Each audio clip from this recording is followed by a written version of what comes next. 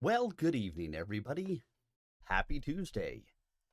It's another Story Time Tuesday and another day for a spell for Chameleon.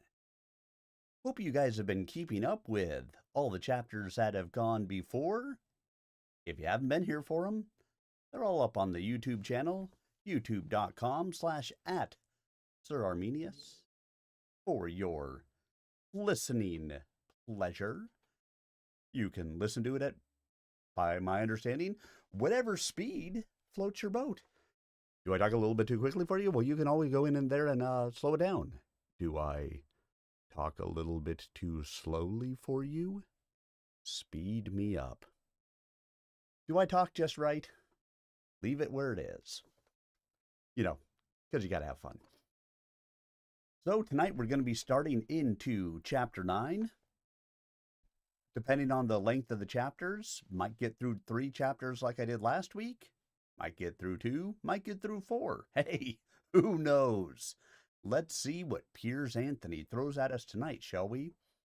So let's talk a little bit about what happened on the last one. So, Bink had made it to the Good Magician, found out that he had magician level talent, that they have absolutely no idea what it is. Couldn't figure it out. The Good Magician writes him a note. Yes, wrote him a note and said, hey, he's got it. We can't demonstrate it, but he's got it. Give him a pass. Takes a note, makes his way home. Gets home and basically has his trial. The king refuses to accept the note. So, exiles Bink from the land of Xanth. Bink accepts the exile because what else is he going to do? And so he leaves the land of Xanth. He passes through the shield, which we find was actually a death stone that normally, I guess, when you would touch a death stone, it would kill you. Well, this one was kind of changed to where it would project the field of death out away from it. So if you walk through the field at a distance is where it would kill you, which is how they put up the wall that stops the mundanes from being able to enter Xanth. Or the people from Xanth, frankly, from being able to leave. They do a spot nullification of it, so that way Bink can walk out through the shield. Essentially, as soon as he walks out through the shield, he's ambushed and taken prisoner. It just so happens that he is taken prisoner by evil magician Trent, who has been living in Mundania for the last 20 years, but is looking to get back into Xanth. He has made himself a weapon and a catapult to launch said weapon right along the border of the magical zone in between Mundania and Xanth. There's a plant that grows that created for itself an ability to nullify magic so that it can survive. Well, they have been harvesting this plant, and so they basically made an elixir from this plant that their plan is to take it, launch it, land it on the shield stone. It will give them a period of time to get their army over the barrier and take over the land of Xanth. Bink, naturally, even though he has been exiled, refuses to give the location. The evil magician essentially threatens to turn him into a fruggy, because the where the magical zone is at, hypothetically, extends a little bit past the death zone, which it would have to in order for the death zone to even exist, because it has to exist in magic. Could take Bink back in there and transform him into, a toad or something. But then another person comes out from Xanth. Bink thinks it's a trick. The person basically says, hey, I have no qualms with it. I will tell you where the shield stone is. And that is essentially where we ended chapter 8. So, very brief overview of what had happened in our previous chapters. And now we'll be ready to get ourselves started into chapter 9. My Kindle tells me we are now 50% of the way through the book, which is good. Good halfway through. So everybody can just go ahead and sit back, relax, and prepare to enjoy as we get ourselves into A Spell for Chameleon. And hopefully you guys can enjoy it. As a reminder, I am streaming this on both my Twitch channel and on YouTube. My Twitch channel will have ads that will play about once every 30 minutes for a minute and a half. My YouTube channel does not. The ads on the Twitch channel go to help support myself and Project New Hope. With no ads on the YouTube channel, you can get an ad-free experience with it. But of course, then there's no ad revenue to support me and Project New Hope. I provide both options for you. It really is up to you. Whichever way works for you. You can always go back and catch replays on YouTube as well, because I record all of the chapters and place them up there for your future viewing pleasure. And if you haven't done so, make sure you get out there and subscribe to that YouTube channel. Give a like to some of those videos, would you? Help me to grow that medium as well. All right, everybody. Sit back, relax, and enjoy as we start into Chapter 9, Transformer. Bink was thrown into a pit.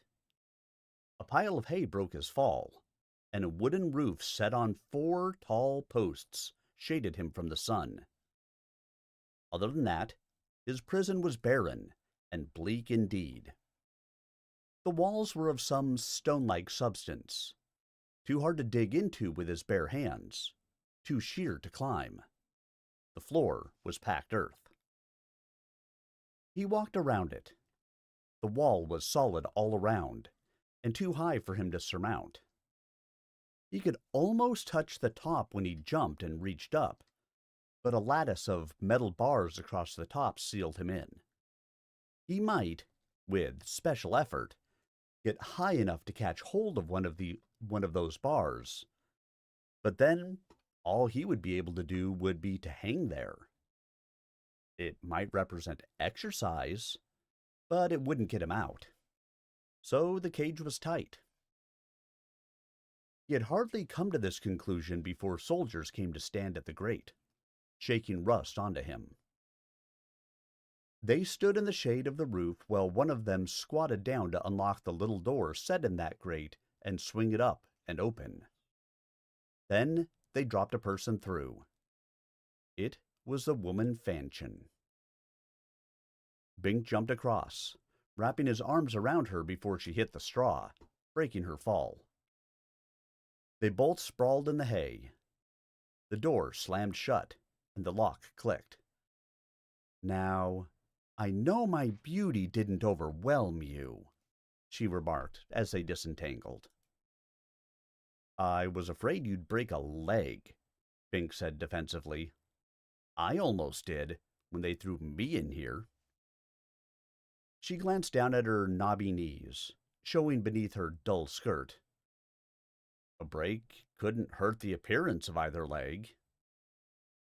Not far off the mark. Bink had never seen a more homely girl than this one. But what was she doing here? Why should the evil magician throw his stooge in the den with his prisoner?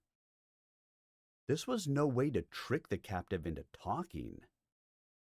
The proper procedure would be to tell Bink she had talked, and offer him his freedom for confirming the information. Even if she were genuine, she still should not have been confined with him. She should have been imprisoned separately.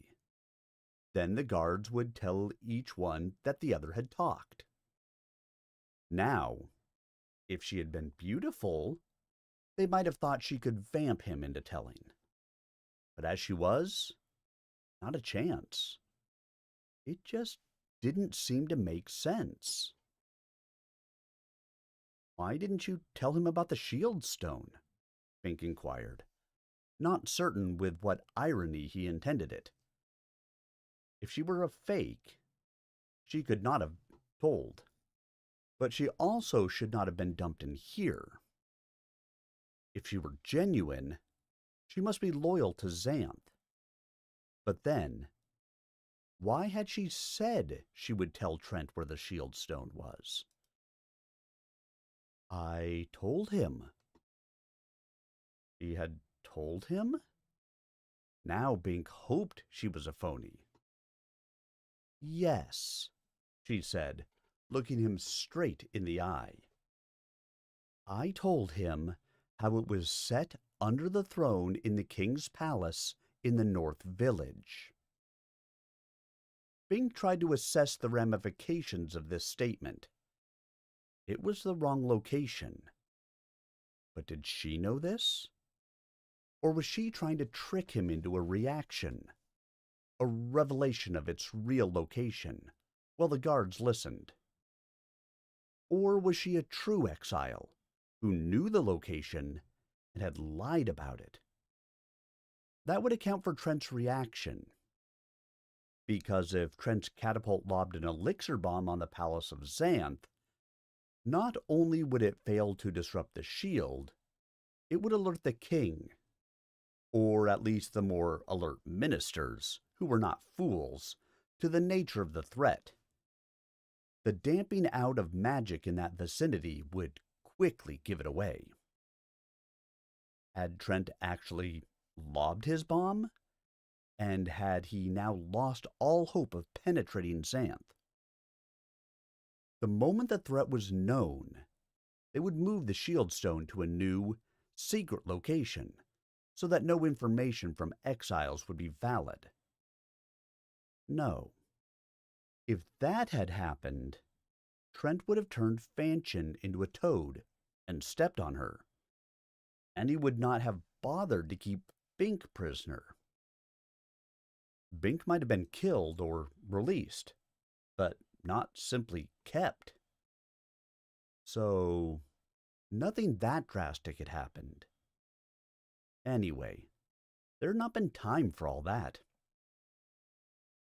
I see you do not trust me, Fanchon said.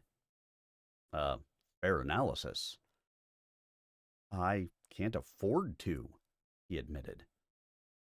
I don't want anything to happen to Xanth. Why should you care, since you got kicked out? I knew the rule. I was given a fair hearing. Fair hearing? She exclaimed indignantly. The king didn't even read Humphrey's note, or taste the water from the spring of life. Bink paused again. How would she know that? Oh, come on, she said. I passed through your village only hours after your trial. It was the talk of the town, how the magician Humphrey had authenticated your magic, but the king... Okay, Bink said. Obviously, she had come from Xanth, but he still wasn't sure how far he could trust her. Yet, she must know the shield stone's location, and hadn't told it. Unless she had told it, and Trent didn't believe her, so was waiting for corroboration from Bink. But she had announced the wrong location. No purpose in that, regardless. Bink could challenge her on it, but that would still not give away the right location. There were 1,000 potential spots. So probably she meant what she said. She had tried to fool Trent, and had not succeeded.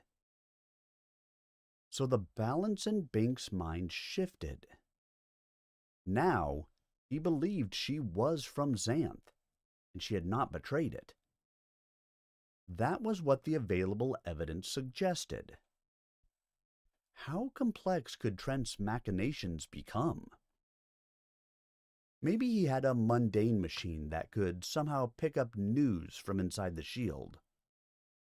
Or, more likely, he had a magic mirror set up in the magic zone just outside the shield, so he could learn interior news. No. In that case, he could have ascertained the location of the shield stone directly. Bink felt dizzy. He didn't know what to think, but he certainly wasn't going to mention the key location. I wasn't exiled, if that's what you're thinking, Fanchon said. They don't yet ban people for being ugly. I emigrated voluntarily. Voluntarily? Why? Well, I had 2 reasons. What 2 reasons? She looked at him. I'm afraid you would not believe either one. Try me and see. First, the magician Humphrey told me it was the simplest solution to my problem. What problem? Bink was hardly in a good mood. She gave him another straight look that amounted to a stare. Must I spell it out? Bink found himself reddening. Obviously, her problem was her appearance. Fanchon was a young woman, but she was not plain, not homely, but ugly. The living proof that youth and health were not necessarily beauty. No clothing, no makeup could help her nearly enough. Only magic could do it, which seemed to make her departure from Xanth nonsensical. Was her judgment as warped as her body? Faced with the social necessity of changing the subject, he fixed on another objection, an aspect of his thought. But there's no magic in Mundania. Precisely. Again, his logic stumbled. Fanchon was as difficult to talk with as to look at.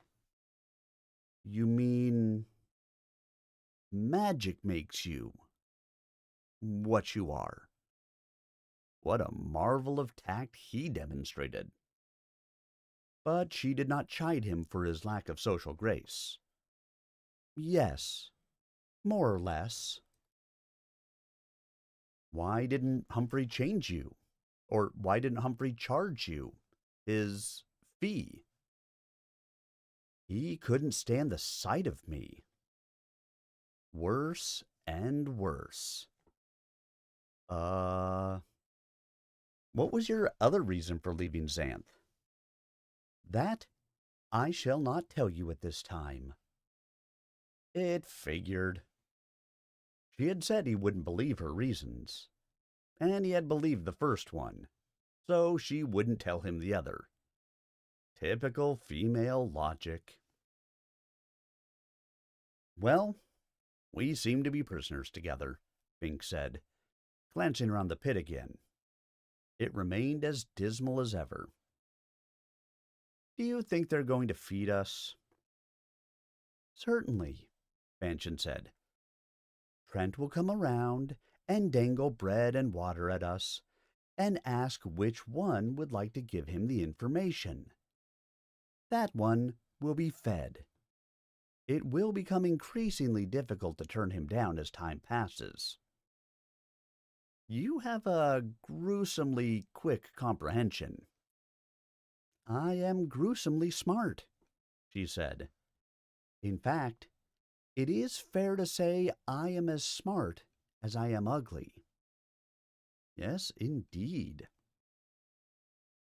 Are you smart enough to figure out how to get out of here? No, I don't think escape is possible, she said, shaking her head in a definite yes. Oh, Pink said, taken aback. Her words said no. Her gesture said yes. Was she crazy? No. She knew the guards were listening, though they were out of sight. So she sent them one message, while sending Bink another, which meant she had figured out an escape already. It was now afternoon. A shaft of sunlight spilled through the grate, finding its route past the edge of the roof. Just as well, Bink thought. It would get unbearably dank in here if the sun never reached the bottom. Trent came to the grate. I trust you two have made your acquaintance, he said pleasantly. Are you hungry? Now it comes, Fanchon muttered. I apologize for the inconvenience of your quarters, Trent said, squatting down with perfect aplomb. It was as if he were meeting them in a clean office. If you both will give me your word not to depart these premises, or interfere with our activities in any way, I shall arrange a comfortable tent for you. Therein lies subversion, Fanchon said to Bink. Once you start accepting favors, you become obligated. Don't do it. She was making extraordinary sense. No deal, Bink said. You see, Trent continued smoothly, if you were in a tent and you tried to escape, my guards would have to put arrows in you, and I don't want that to happen. It would be most uncomfortable for you, and would imperil my source of information. So it is vital that I have you confined by one means or another. By word or bond, as it were. This pit has the sole virtue of being secure. You could always let us go, Bink said, since you aren't going to get the information anyway. If that ruffled the evil magician, he did not show it. Here is some cake and wine. Neither Bink nor Fanchon reached for it, though Bink suddenly felt hungry and thirsty. The odors of spice wafted through the pit temptingly. Obviously, the package contained fresh, good things. Please, take it, Trent said. I assure you, it is neither poisoned nor drugged. I want you both in good health. For when you change us into toads? Bink asked loudly. What did he have to lose, really? No, I am afraid you have called my bluff on that. Toads do not speak intelligibly, and it is important to me that you speak. Could the evil magician have lost his talent in the course of his long mundane exile? Bink began to feel better. The package touched the straw. Fanchon shrugged and squatted, untying it. Sure enough, cake and wine. Better one of us eats now, she said. If nothing happens in a few hours, the other eats. Ladies first, Bink said. If the food were drugged and she were a spy, we wouldn't touch it. Thank you. She broke the cake in half. Pick a piece, she said. You eat that one, Bink said, pointing. Very nice, Trent said from above. You trust neither me nor each other. So, you are working out conventions to safeguard your interests. But it really is unnecessary. If I wanted to poison either of you, I would merely pour it on your heads. Fanchon took a bite of cake. This is very good, she said. She uncorked the wine and took a swig. This too. But Bink remained suspicious. He would wait. I have been considering your cases, Trent said. Fanchon, I will be direct. I can transform you into any other life form, even another human being. He squinted down at her. How would you like to be beautiful? Uh-oh. If Fanchon were not a spy, this would be a compelling offer. The ugly one converted to beauty. Go away, Fanchon said to Trent, before I throw a mud ball at you. But then she thought of something else. If you're really going to leave us here, at least give us some sanitary facilities, a bucket, and a curtain. If I had a lovely posterior, I might not mind the lack of privacy. But as it is, I prefer to be modest. Aptly expressed, Trent said. He gestured, and the guards brought the items and lowered them through the hole in the grate. Fanchon set the pot in one corner and removed pins from her straggly hair to tack the cloth to the two walls, forming a triangular chamber. Bink wasn't sure why a girl of her appearance should affect such modesty. Surely no one would gawk at her exposed flesh, regardless of its rondure. Unless she really was extremely sensitive, with her remarks making light of what remained a serious preoccupation. In that case, it did make sense.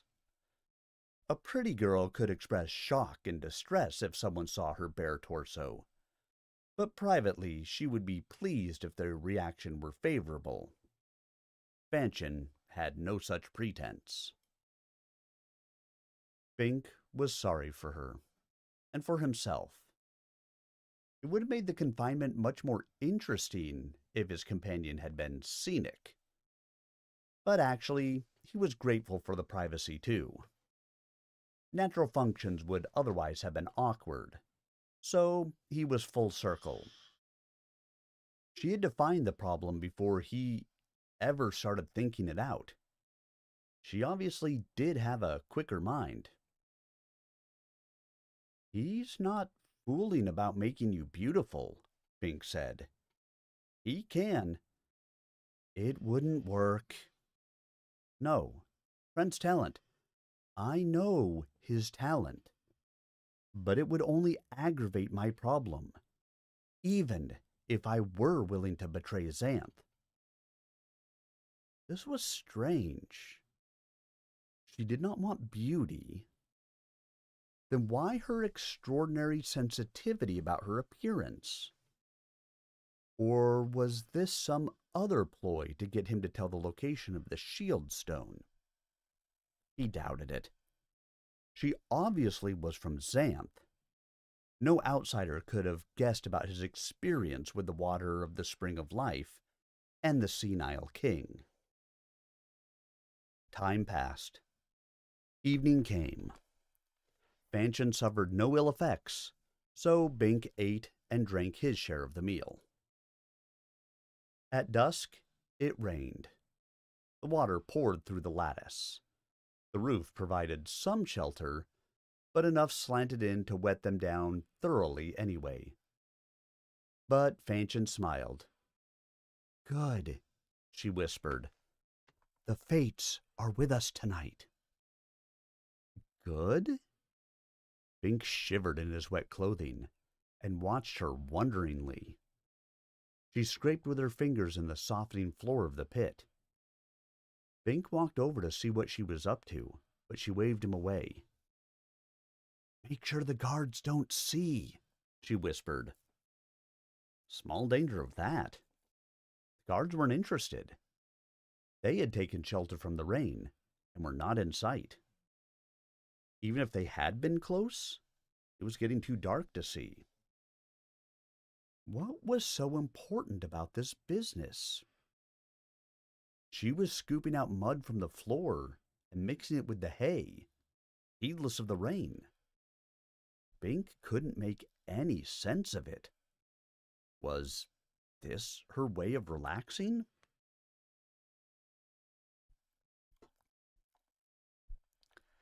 "Did you know any girls in Xanth?" Fanchon inquired.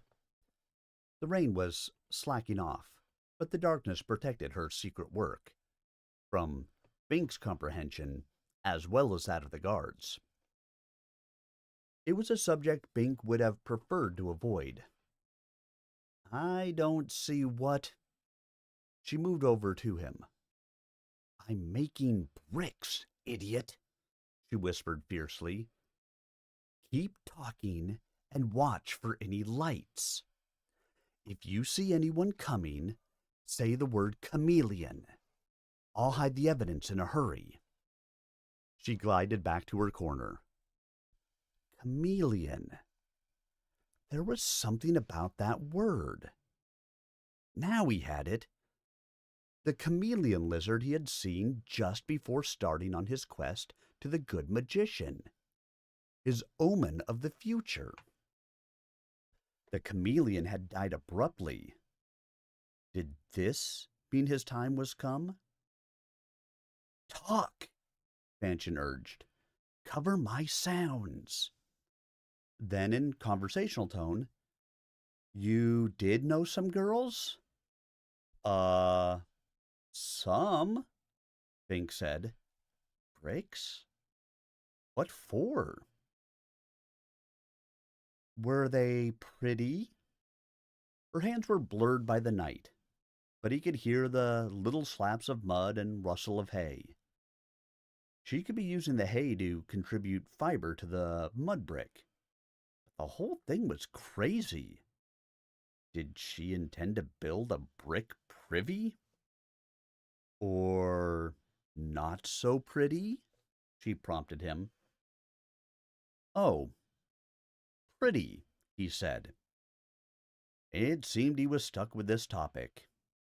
If the guards were listening, they would pay more attention to him talking about pretty girls than to her slapping mud. Well, if that was what she wanted. "My fiancée, Sabrina, was beautiful, is beautiful. And the sorceress Iris seemed beautiful, but I met others who weren't. Once they get old or married, they—" The rain had abated. Bink saw light approaching. "Chameleon," he murmured, again experiencing inner tension. Omens always were accurate, if understood correctly.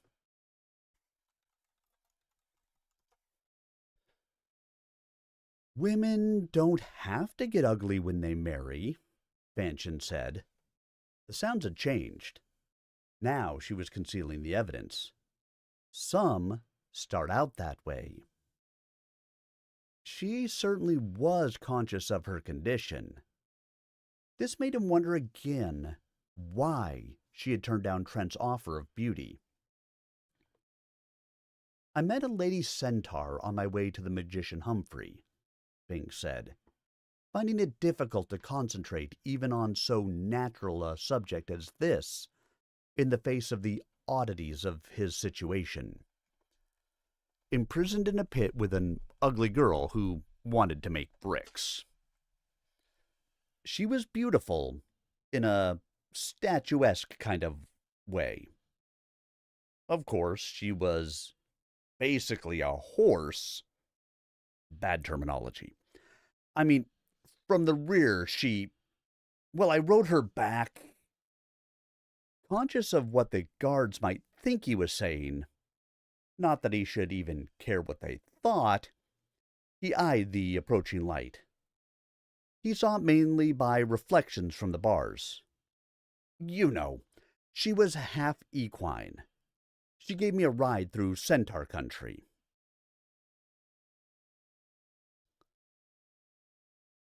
The light diminished. It must be a guard on routine patrol. False alarm, he whispered. Then in conversational tone, but there was one really lovely girl on the way to the magician. Her name was... He paused to concentrate. Wayne. But she was abysmally stupid. I hope the Gap Dragon didn't catch her. You were in the Gap? For a while, until the dragon chased me off. I had to go around it. I'm surprised you know of it.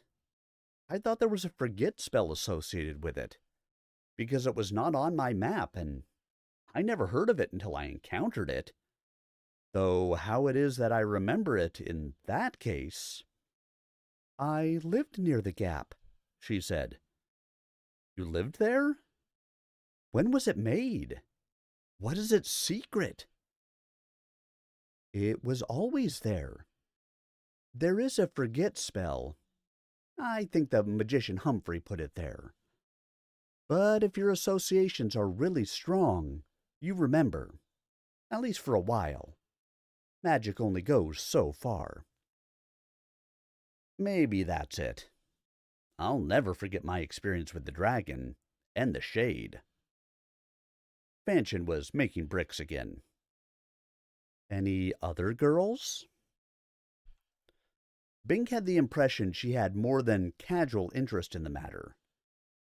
Was it because she knew the people of the Chasm region? Let's see. There was one other I met. An ordinary girl. Dee. She had an argument with the soldier I was with, Crombie. He was a woman-hater, or at least professed to be, and she walked out. Too bad. I rather liked her. Oh? I thought you preferred pretty girls. Look, don't be so damned sensitive, he snapped. You brought up the subject. I liked Dee better than... Oh, never mind. I'd have been happier talking about plans to escape. Sorry, she said. I knew about your journey around the chasm. Wayne and Dee are friends of mine, so naturally I'm concerned. Friends of yours? Both of them? Pieces of a puzzle began to fit together. What is your association with the sorceress Iris? Fanchon laughed. None at all. If I were the sorceress, do you think I would look like this? Yes, Bink said. If you tried beauty and it didn't work, and you still wanted power and figured you could get it through an ignorant traveler, that would explain why Trent couldn't tempt you with the promise of beauty. That would only ruin your cover, and you could be beautiful anytime you wanted to be. So you might follow me out in a disguise nobody would suspect, and of course you would not help another magician take over Xanth. So I'd come right out here into Mundania, where there is no magic, she finished. Therefore, no illusion. That gutted his case. Or did it? Maybe this is the way you actually look. I may never have seen the real Iris there on her island. And how would I get back into Xanth? For that, Bink had no answer. He responded with bluster. Well, why did you come here? Obviously, the non-magic aspect has not solved your problem. Well, it takes time. Time to cancel out magic? Certainly. When dragons used to fly out over Mundania, before the shield was set up, it would take them days or weeks to fade, maybe even longer. Magician Humphrey says there are many pictures and descriptions of dragons and other magic beasts in mundane texts. The mundanes don't see dragons anymore, so they think the old texts are fantasy.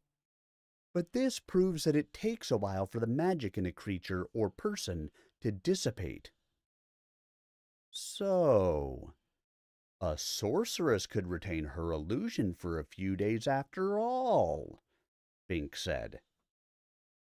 She sighed.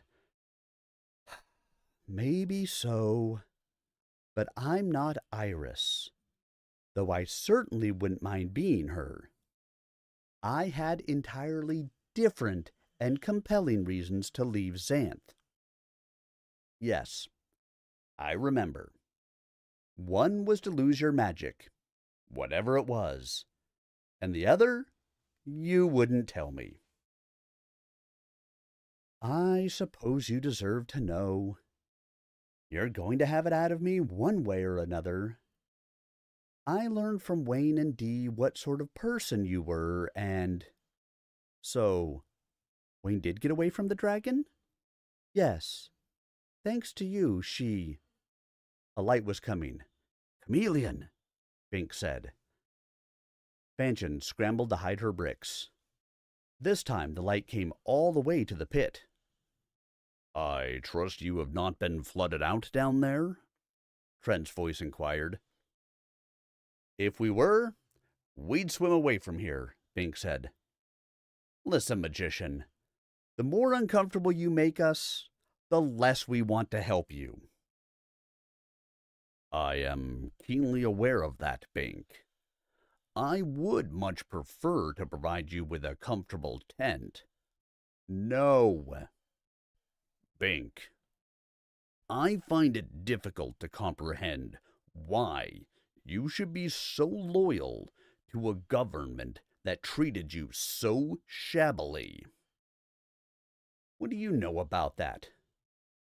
My spies have, of course, been monitoring your dialogues, but I could have guessed it readily enough, knowing how old and stubborn the Storm King must be by now.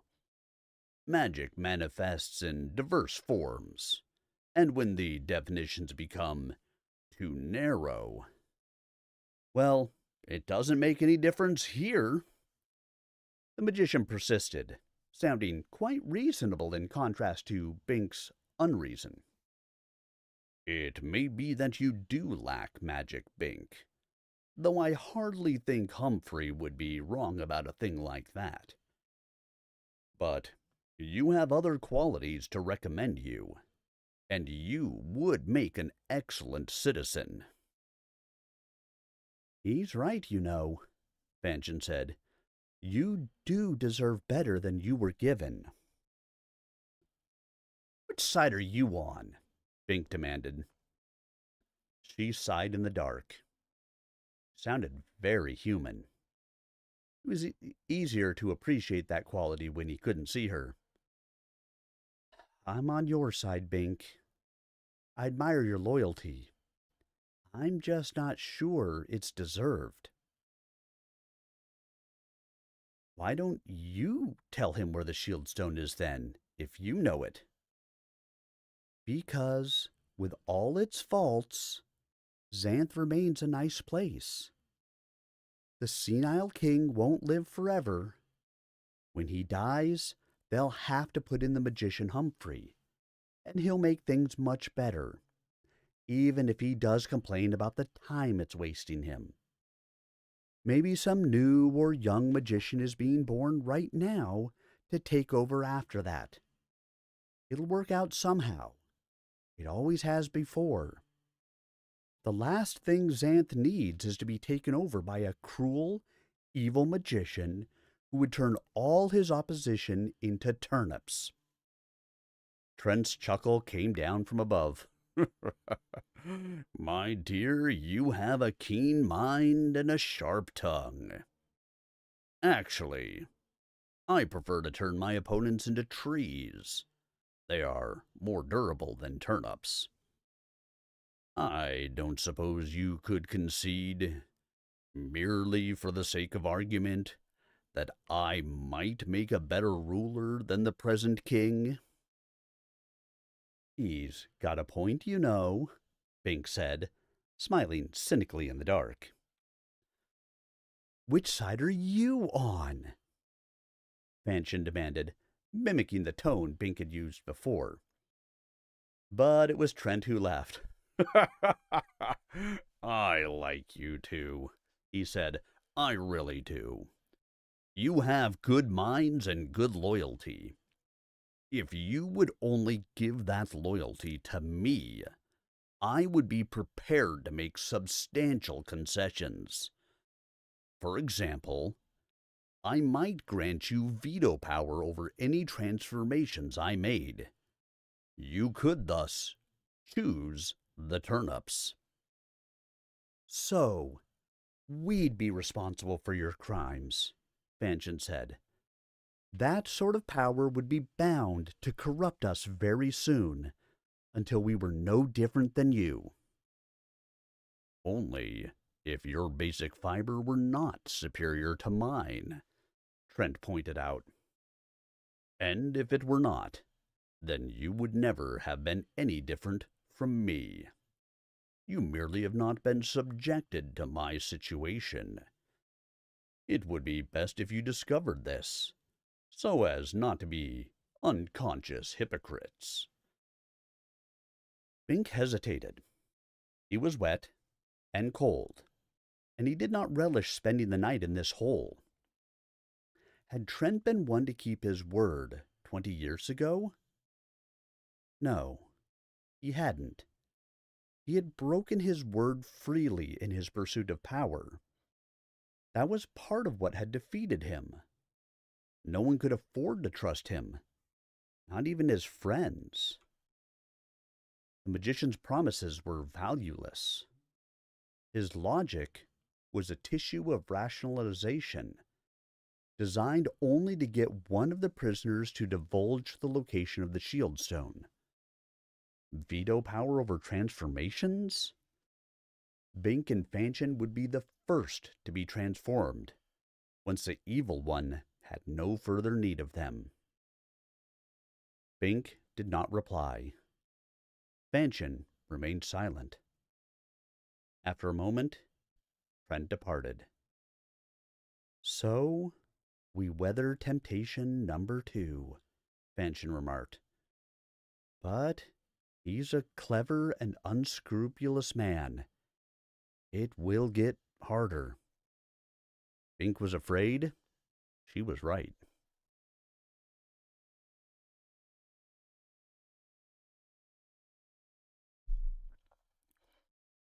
Next morning, the slanting sunlight baked the crude bricks. They were hardly hard yet, but at least it was a start. Fanchon placed the items in the privacy cubicle so that they could not be seen from above. She would set them out again for the afternoon sun, if all went well.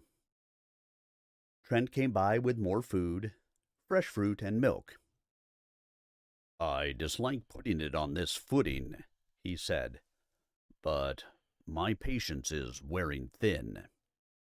At any time, they might move the shield stone routinely, rendering your information valueless.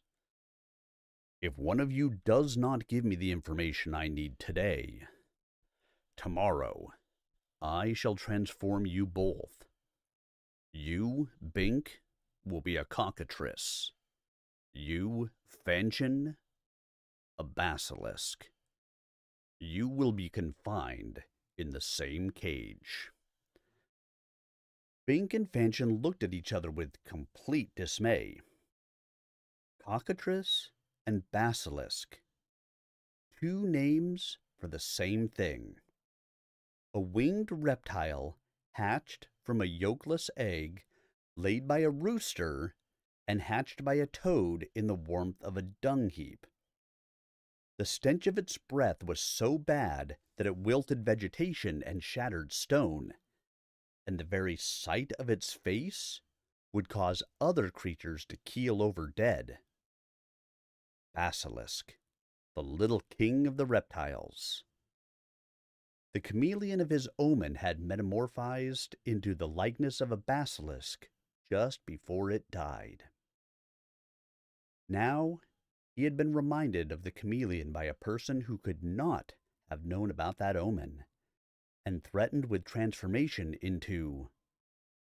Surely death was drawing nigh. "It's a bluff," Fanchon said at last. "He can't really do it. He's just trying to scare us." "He's succeeding," Bink muttered. "Perhaps a demonstration would be in order," Trent said. "I ask no person to take my magic on faith, when it is so readily demonstrable. It is necessary for me to perform regularly, to restore my full talent after the long layoff in Mundania, so the demonstration is quite convenient for me."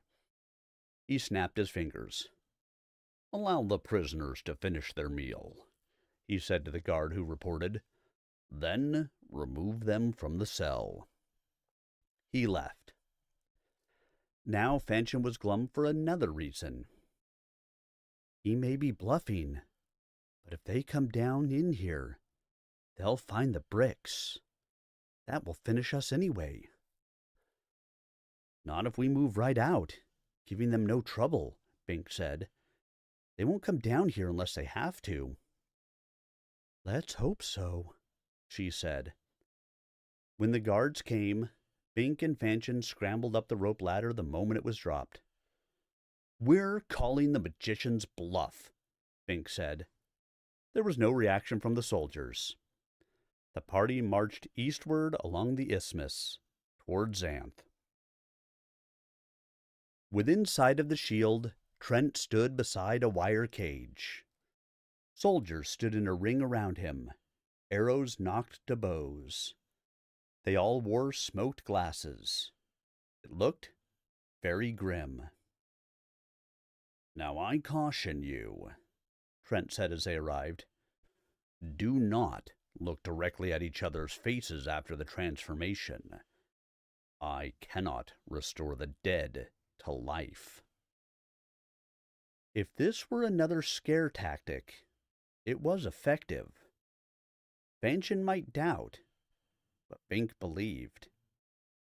He remembered Justin Tree, legacy of Trent's ire of 20 years ago. The omen loomed large in his mind. First, to be a basilisk, then to die. Trent caught Bink's look of apprehension. "Have you anything to say to me?" he inquired, as if routinely. "Yes." "How did they manage to exile you without getting turned into toads or turnips or worse?" Trent frowned. "That was not precisely what I meant, Bink. But in the interest of harmony, I will answer. An aide I trusted was bribed to put a sleep spell on me.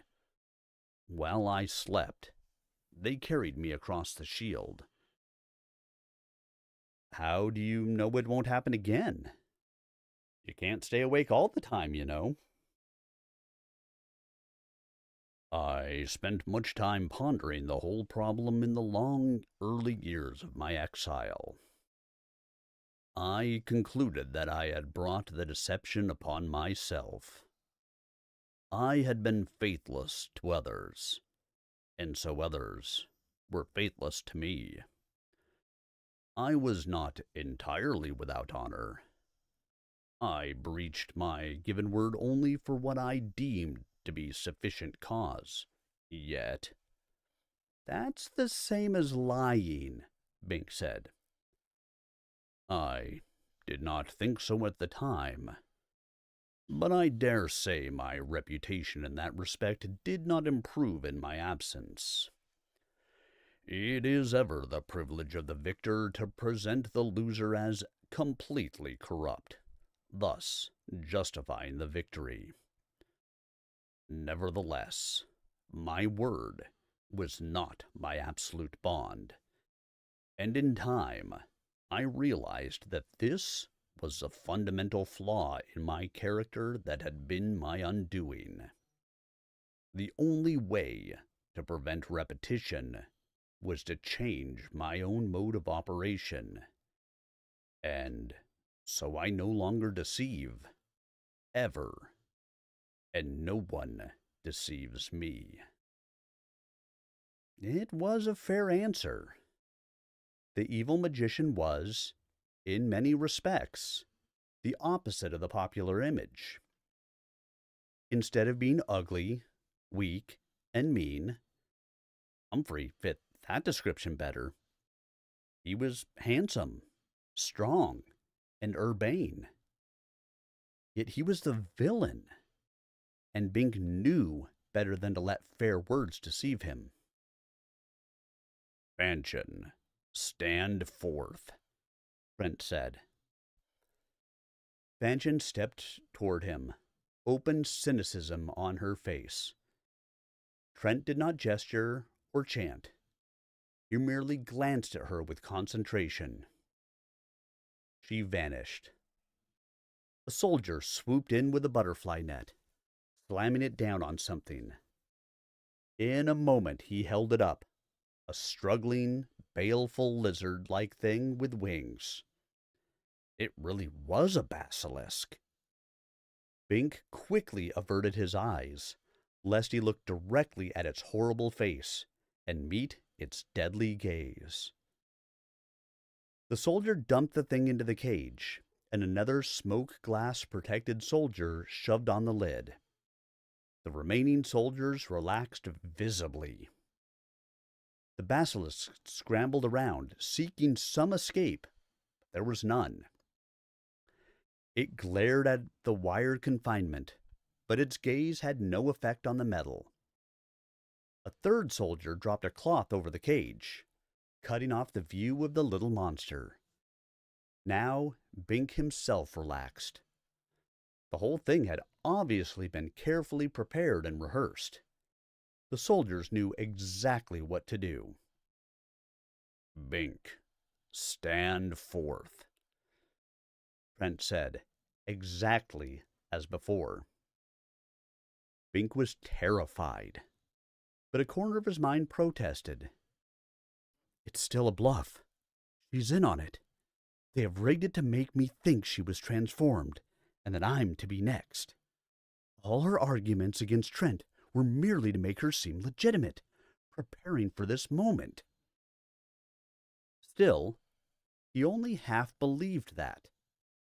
The omen lent it a special, awful conviction.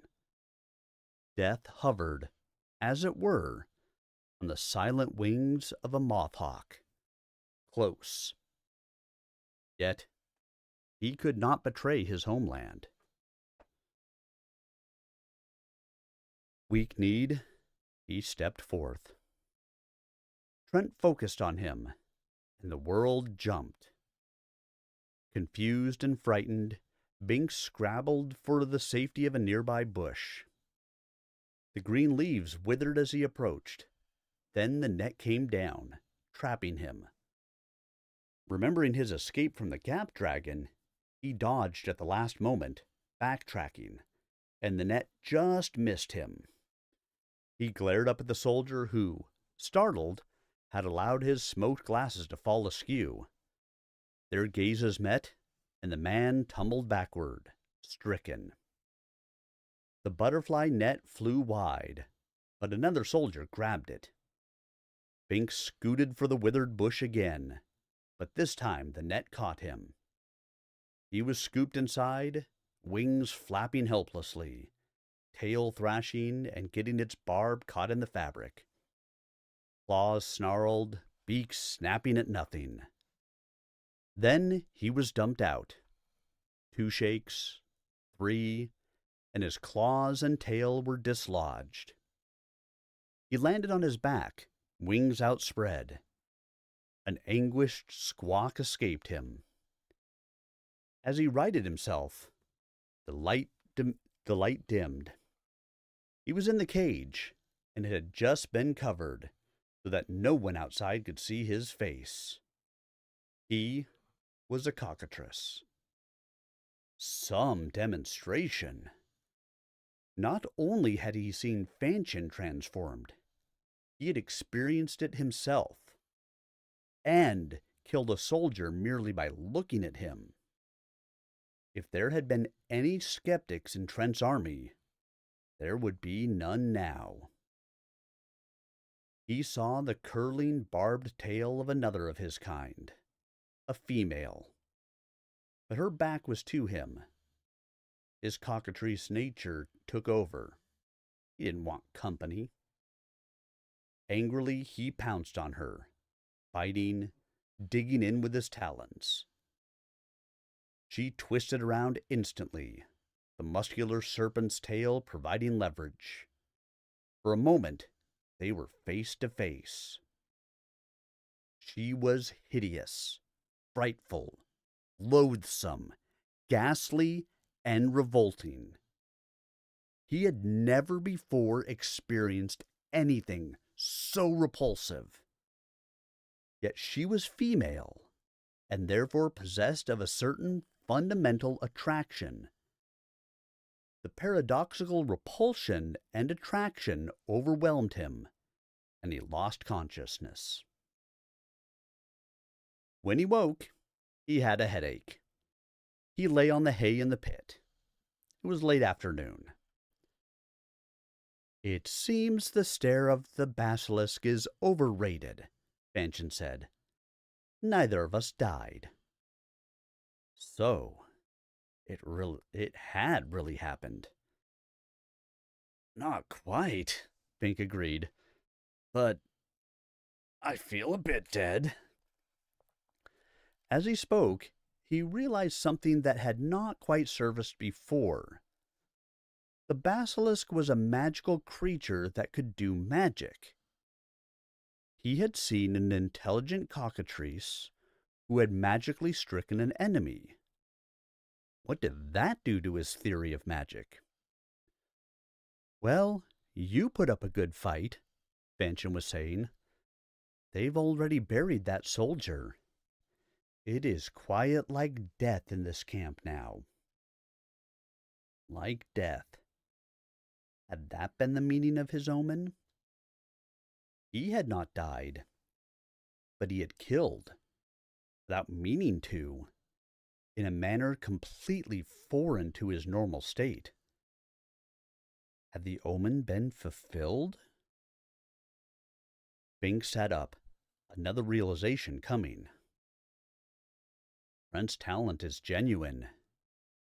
We were transformed. We really were. "It is genuine. We really were," she agreed somberly. "I admit I doubted, but now I believe. He must have changed us back while we were unconscious." "Yes, he was only making a demonstration." "It was an effective one." "It was." She shuddered.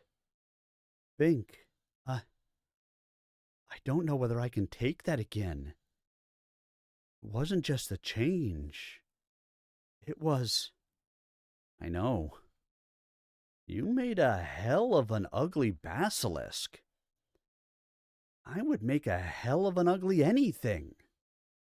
But the sheer malignancy, stupidity, and awfulness, those things are foul.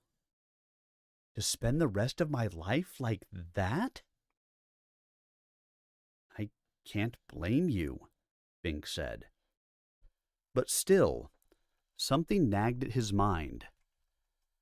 The experience had been so momentous that he knew it would take a long time for his mind to sift through all the aspects. I didn't think anyone could make me go against my conscience. But this.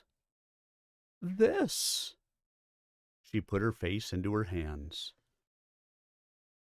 Bink nodded silently.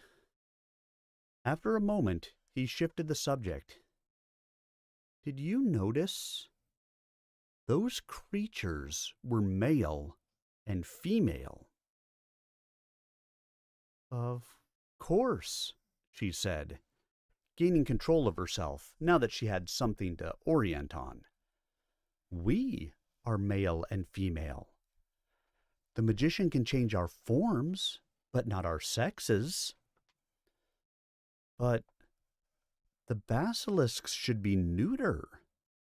Hatched of eggs laid by roosters?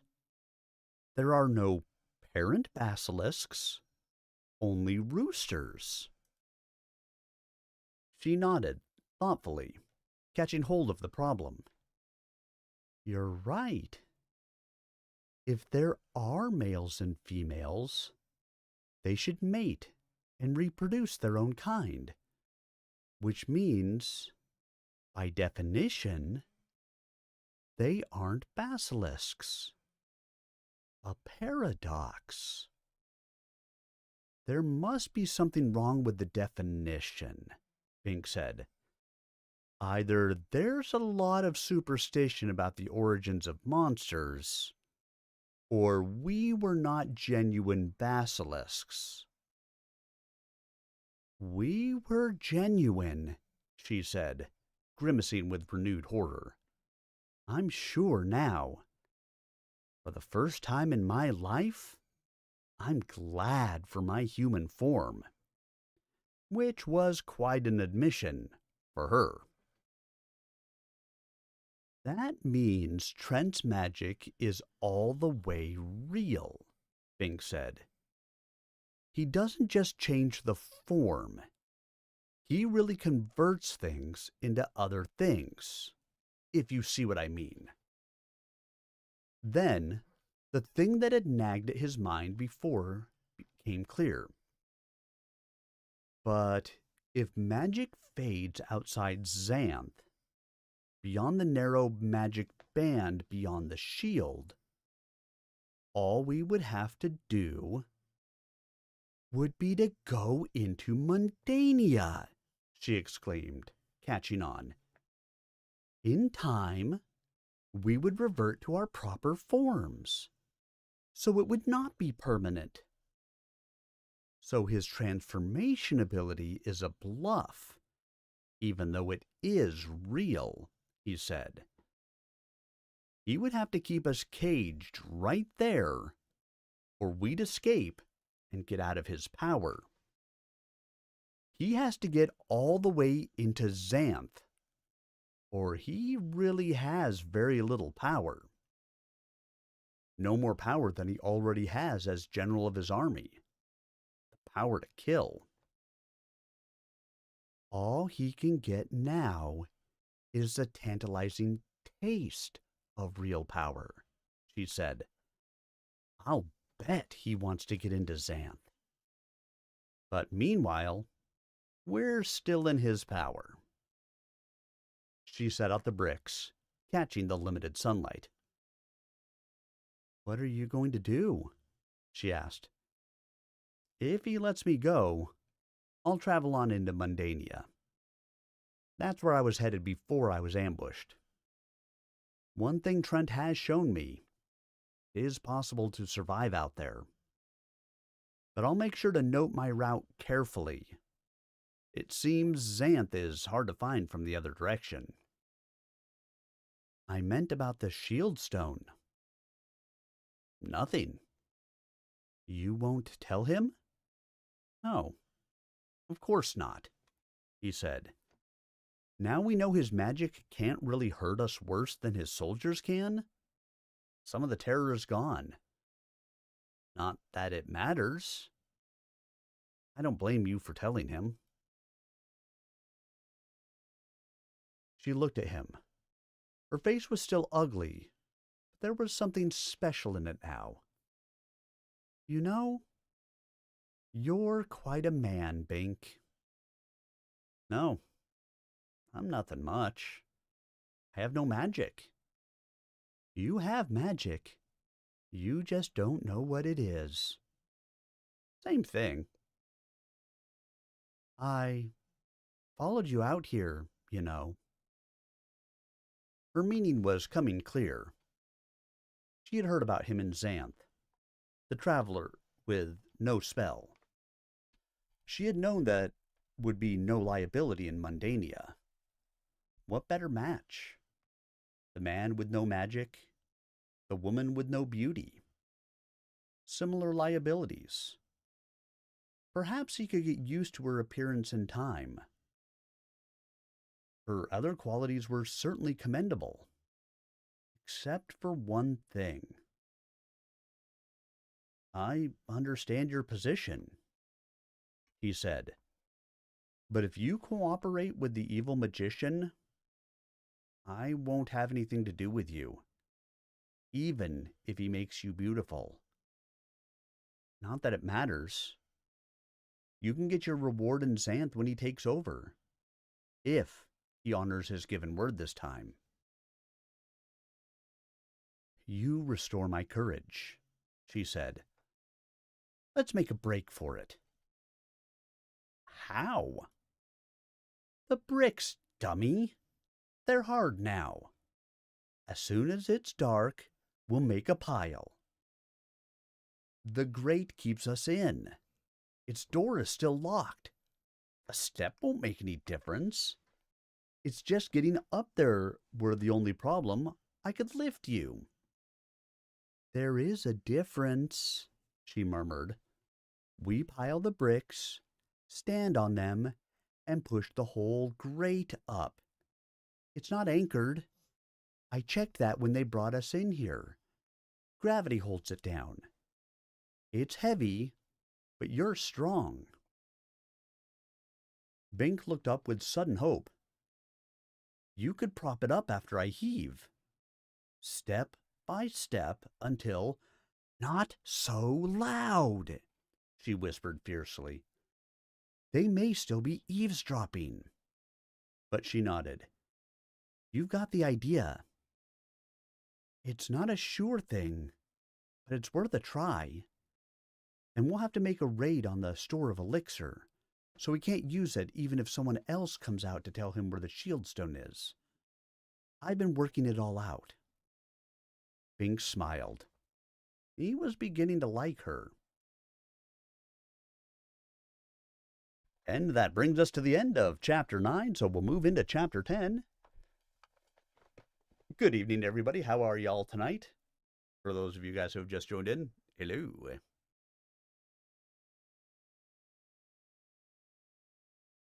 Hello, Jeff, out there in YouTube. Hello, everybody who is in Twitch or YouTube or wherever you happen to be watching from. Happy Tuesdays! We are, of course, reading A Spell for Chameleon. Just made it through Chapter 9.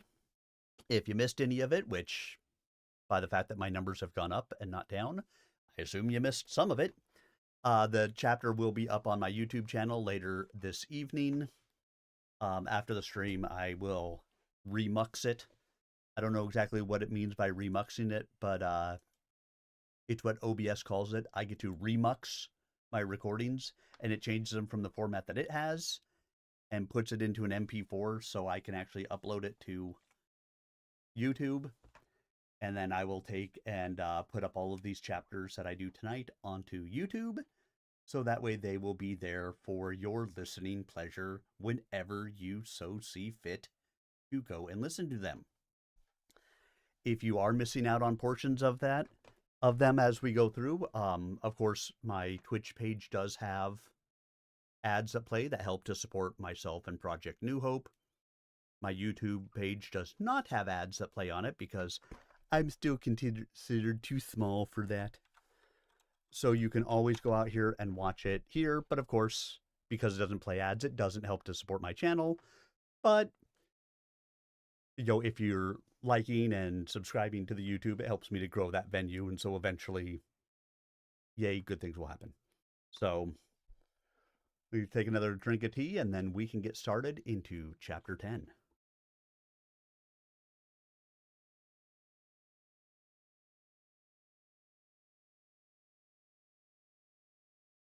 Hope you guys are enjoying. For those of you guys who have been who have read this before, maybe it's some good nostalgia for you. I know it's been a while since I've read this book, so it's some good nostalgia for me. I forget just how chauvinistic, shall I say, is maybe the right word, is Bink in some of this stuff. Oh, well, nobody wants to look at her. She's ugly. Would you knock it the hell off? What's wrong with you? But it was the way Piers Anthony wrote a lot of these books when he wrote them back in the 70s and stuff. So we read it for what it is. All right, everybody, let's go ahead and get into the next chapter. Chapter 10. Chase. At night they piled up the bricks. Some crumbled, for the scant sunlight had not been sufficient to bake them properly, but on the whole they were surprisingly sturdy. Bink listened carefully for the guards, waiting until they took what they called a break. Then he stepped to the top of the brick pile, braced his hands against the edge of the grate, and shoved. As his muscles tightened, he suddenly realized that this was Fanchon's real reason for demanding the privacy curtain of the privy. It had not been to hide her unsightly anatomy, but to hide the bricks, so that they would be preserved for this moment, this effort to escape. And he had never caught on. The revelation gave him strength. He shoved hard, and the grate rose with surprising ease. Fanchon scrambled up beside him and jammed the privy pot under the lifted edge. Ugh. Maybe some year someone would develop a pot that smelled of roses. But it did the job. It supported the grate as he eased off. Now there was room to scramble out. Bink gave her a boost, then hauled himself up. No guards saw them. They were free.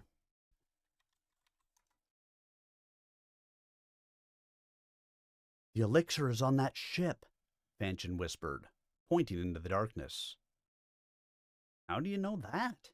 Bink asked. We passed it on our way to the transformation. It's the only thing that would be guarded so carefully. And you can see the catapult aboard it. She had certainly kept her eyes open.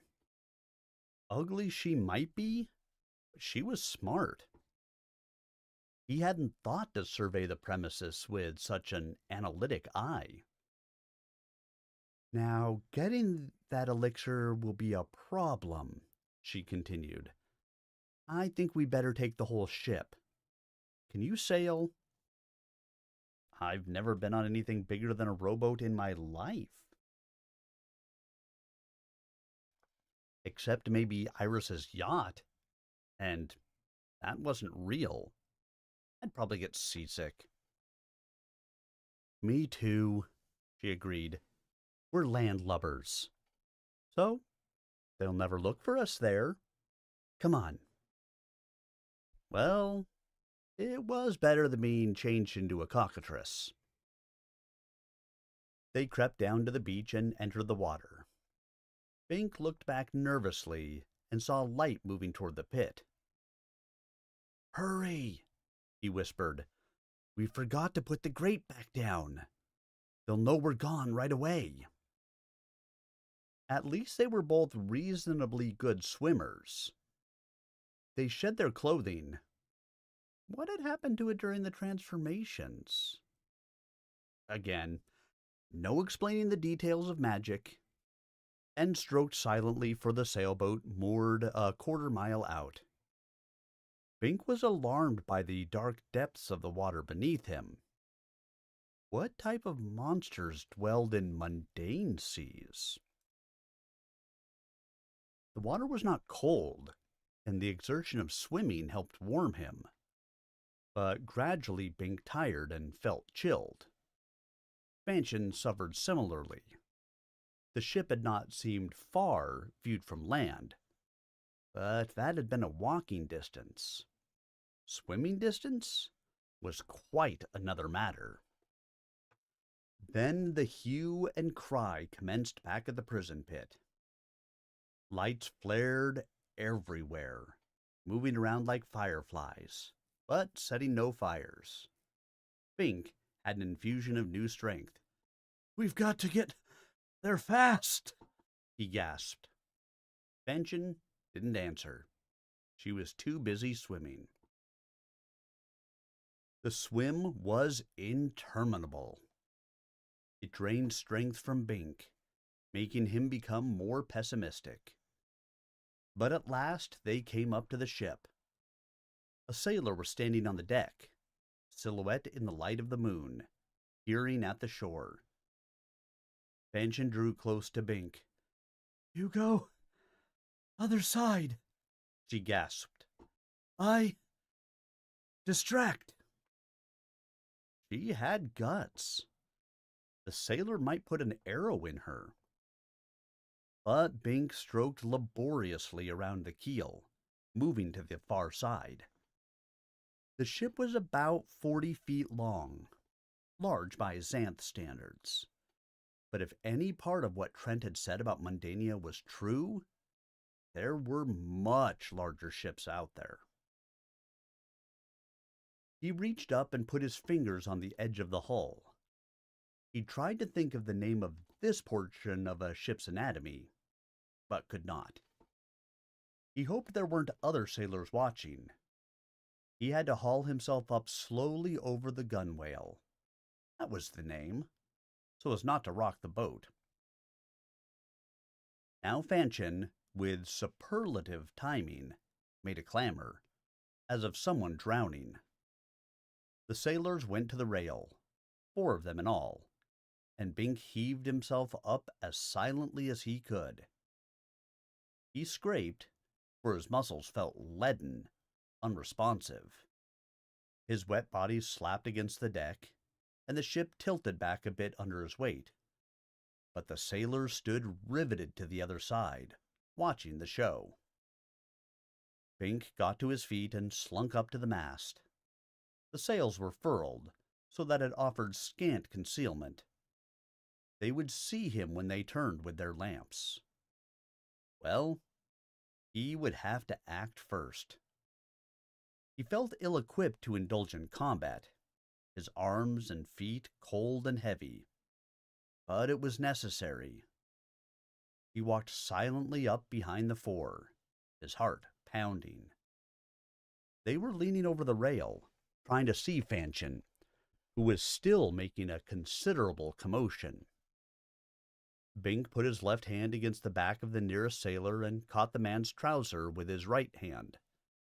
He heaved hard and suddenly, and the sailor went up and over with a cry of alarm. Bink swung immediately to the next, grabbing and shoving. The man had started to turn towards his companion's exclamation, but too late. Bink heaved, and the sailor went over. Almost over. One hand caught the rail. The sailor clung, twisting around to face inward. Bink knocked at his fingers and finally pried them loose, and the man dropped into the water. But the loss of time and momentum had been crucial. Now the other two were upon Bink. One wrapped an arm around Bink's shoulder, trying to choke him, while the other hovered behind.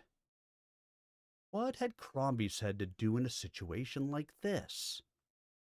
Bink concentrated and remembered. He grabbed the man, bent his knees, leaned forward, and heaved. It worked beautifully. The sailor sailed over Bink's shoulder and crashed on his back on the deck. But the last one was stepping in, fists swinging. He caught Bink on the side of the head with a glancing but numbing force. Bink fell to the deck himself, and the man dived on top of him. To make things worse, Bink saw one of the others climbing back aboard. He put up his feet to hold off his opponent, but this was only partially effective. The burly sailor was pushing him down, pinning him, and the other was about to join in. The standing figure lifted a foot. Bink could not even flinch. His arms were tangled, his body held down. The foot swung and struck the head of Bink's antagonist. The man rolled off Bink with a groan. It was not being fun, being kicked in the head. But how had the kicker missed the proper target at such close range? The lamps had all gone into the water along with their owners. Maybe in the dark a mistake. "Help me get him over the edge," Fanchon said. "We've got to secure this ship." And he had mistaken her for a sailor, though she was naked. Well, blame the inadequate light again. Moonlight was pretty, but in a situation like this? But the remaining two sailors were already rising over the gunwale. Acting on a common impulse, Bink grabbed his erstwise opponent's shoulders, and Fanchon grabbed his feet. 1, 2, 3, heave! She gasped. They heaved almost together. The man swung up and into his two companions. All three went over the edge to splash in the sea. Bink hoped they were all lively enough to swim. The fourth one lay on the deck, apparently unconscious. "Pull up the anchor," Fanchon ordered. "I'll get a pole." She ran to the ship's cabin, a lean figure in the moonlight. Bink found the anchor chain and hauled on it. The thing snagged infuriatingly, because he did not know how to make it let go. But finally he got it up. "What did you do to this guy?" Fanchon demanded, kneeling beside the fallen sailor. "I threw him. Crombie showed me how." "Crombie? I don't remember. A soldier I met in Xanth. We got caught in a hailstorm, and I was going back after Dee, but, well, it's complicated." "Oh, yes. You did mention the soldier." She paused. "Dee? You went after her? Why?" "She had run out into the storm and, well, I liked her." Then, to cover up what might have been taken as a slight to his present company, who had shown extreme sensitivity about such things before, he said, "What happened to the other sailors? Did they drown?" "I showed them this," she said, pointing to a wicked-looking boat-hook. "They swam for shore instead." "We'd better get moving. If we can figure out the sail." "No. The current is carrying us out. Wind's the wrong way. We'd just mess it up. trying to handle the sails when we don't know what we're doing. Bink looked across at the other ship. Lights were on it. Those sailors didn't swim ashore, he said. They went next door. They'll be coming after us. Under sail. They can't, she said. I told you. The wind. But now it was unmistakable. The other sail was being spread. They were using the wind. We'd better find that elixir, she said. Yes. He had forgotten about it. But for that, they could have run across the land and been lost in Mundania. How could he have lived with himself, buying his own freedom while leaving Xanth subject to the siege of the evil magician? We'll dump it overboard. No! But I thought, we'll use it as hostage. As long as we have it, they won't close on us. We'll take turns standing on the deck and holding the vial over the sea so they can see us. If anything happens to... Beautiful! He exclaimed. I never would have thought of that. First, we have to find our hostage. If we guessed wrong about the ship, if they put the catapult on this one and the elixir on the other, then they wouldn't be chasing us, he said. Yes, they would. They need the catapult too.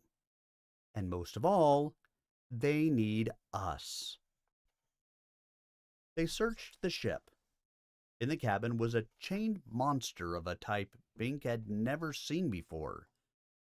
It was not large, but quite horrible in other respects.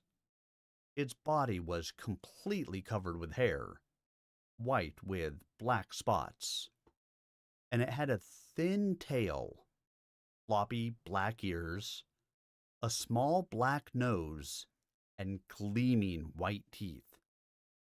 Its 4 feet had stubby claws.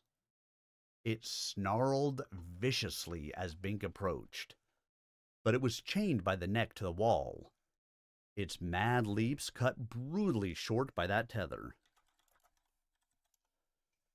What is it?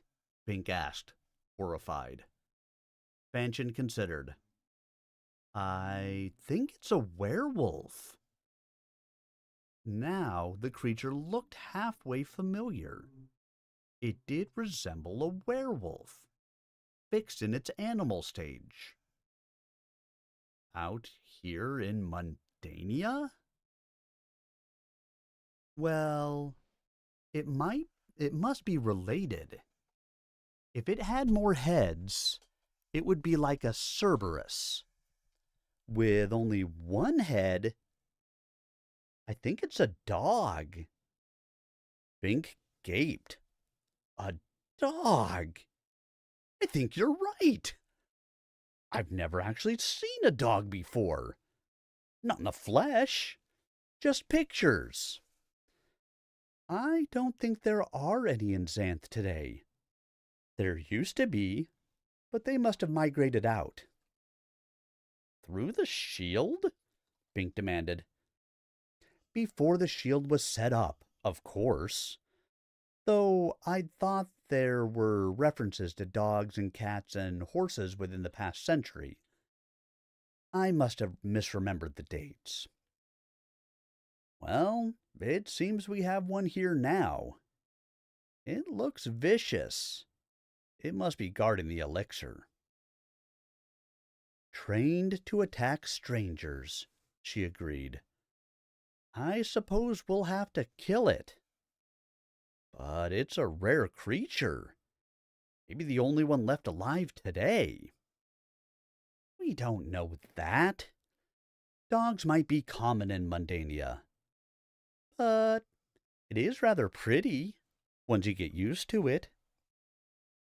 The dog had quieted down, though it still watched them warily. A small dragon might watch a person that way, Bing thought, if that person were just outside its striking range. With the proper break, the person might come within range. Maybe we could revive the sailor and have him tame it, Bing said. The animal must be responsive to members of this ship's crew. Otherwise, they could never get at the elixir. Good idea, she agreed. The sailor had finally recovered consciousness, but he was in no condition to resume the fight. We'll let you go, Fanchon told him, if you tell us how to tame that dog. We don't want to have to kill it, you see.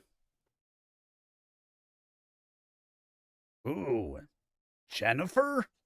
The man said dazedly. Just speak her name. Pat her on the head and feed her. He lay back. I think my collarbone's broken. Fanchon looked at Bink. Can't make him swim, then. Trent may be a monster, but we aren't. She turned back to the sailor. If you will give your word not to interfere with us in any way, we'll help you recover as well as we can. Deal? The sailor didn't hesitate. I can't interfere with you. I can't get up. Deal. This bothered Bink. He and Fanchon sounded just like Trent, offering better terms to a captive enemy in return for his cooperation. Were they any different from the evil magician? Fanchon checked the sailor's body around the shoulders. Yeah! He cried. I'm no doctor, she said, but I think you're right. You have a broken bone. Are there any pillows aboard? Listen, the sailor said as she worked on him. He was obviously trying to divert his attention from the pain. Trent's no monster. You called him that, but you're wrong. He's a good leader. He's promised you all the spoils of Xanth? Fanchon asked, with an edge to her voice. No, just farms or jobs for all of us, he said. No killing? No rapine? No loot? Her disbelief was evident. None of that. This ain't the old days, you know. We just protect him and keep order in the territory we occupy. And he'll give us small land grants where nobody's settled yet. He says Xanth's underpopulated. And there'll be...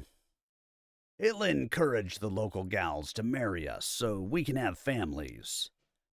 If there aren't enough, he'll bring in gals from the real world. And meanwhile, he'll transform some smart animals into gals. I thought that was a joke, but after what I hear about those He grimaced. I mean those bass... He shook his head and grimaced again in pain. Keep your head still, Fanchon told him, too late. It's true about the cockatrice and basilisk. We were them. But animal brides? Oh, it wouldn't be too bad, miss. Just temporary until real gals arrived. If she looks like a gal and feels like a gal, I wouldn't blame her for being a bitch before. I mean, some gals are bitches. What's a bitch? Bink asked. A bitch? You don't know that? The sailor grimaced again. Either he was in considerable pain, or it was a natural expression. A female dog, like Jennifer. Hell, if Jennifer had human form. Enough, Fanchon muttered. Well, anyway, we'll get homesteads and settle in, and Our kid will be magic. I tell you, it's that lass that recruited me. I don't believe in magic, understand? Or, I didn't then. But I remember the fairy tales from when I was a little tyke. About the princess and the frog, and the mountain of glass, and the 3 wishes. Well, look, I was a metal worker for a crooked shop. Know what I mean? And I really wanted out of the rat race. Bink shook his head silently. He understood only part of what the sailor was saying, but it did not make Mundania look very good. Stores that were built off balance, crooked, rats that raced.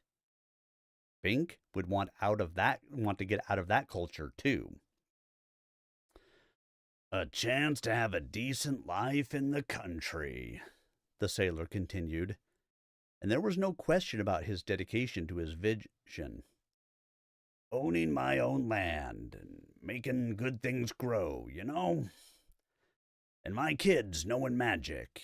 Real magic. I guess I still don't really believe that part. But even if it's a lie, you know, sure nice to think about.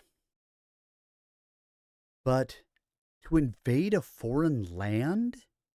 To take what doesn't belong to you, Fanchon said. She broke off, evidently certain that it was pointless to debate that sort of thing with a sailor. He'll betray you the moment he doesn't need you.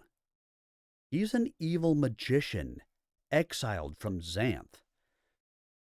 You mean he really can do magic? The man asked with happy disbelief. I figured all this stuff was sleight of hand, you know, when I really thought about it. I mean, I believed some of the time, but He sure as hell can do magic, Bink put in, becoming acclimatized to the sailor's language. We told you how he changed us. Never mind about that, Fanchon said. well, he's still a good leader, The sailor insisted. He told us how he was kicked out 20 years ago because he tried to be king. How he lost his magic and married a gal from here and had a little boy. Trent has a family in Mundania? Bink asked, amazed. We don't call our country that, the sailor said. But yes, he had a family. Until this mystery bug went around. Some kind of flu, I think. Or maybe food poisoning. They both got it and died. He said science hadn't been able to save them, but magic could have. So he was going back to Magic Land. Xanth, you call it. But they'd kill him if he just walked in alone, even if he got by the thing he called a shield. So he needed an army. Ooh! Fanchon had finished her work and heaved his shoulder up onto a pillow. So they had the sailor as comfortable as was feasible, his shoulder bound up in stray cloths. Bink would have liked to hear more of the man's unique viewpoint, but time had passed, apparent that the other ship was gaining on them. They traced its progress by its sail, which moved laterally back and forth, zigzagging against the wind, and with each pass it was closer. They had been wrong about the capabilities of ships in adverse wind. How much else were they wrong about?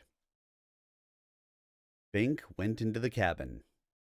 He was feeling a bit seasick now, but he held it down. Jennifer, he said hesitantly, proffering some of the dog food they had found. The small spotted monster wagged her tail. Just like that, they were friends. Bink screwed up his courage and patted her on the head, and she did not bite him. Then, while she ate, He opened the chest she had guarded so ferociously and lifted out the vial of greenish fluid he found therein, in a carefully padded box. Victory. Miss, The sailor called as Bink emerged with the vial. the shield. Fanchon looked about nervously.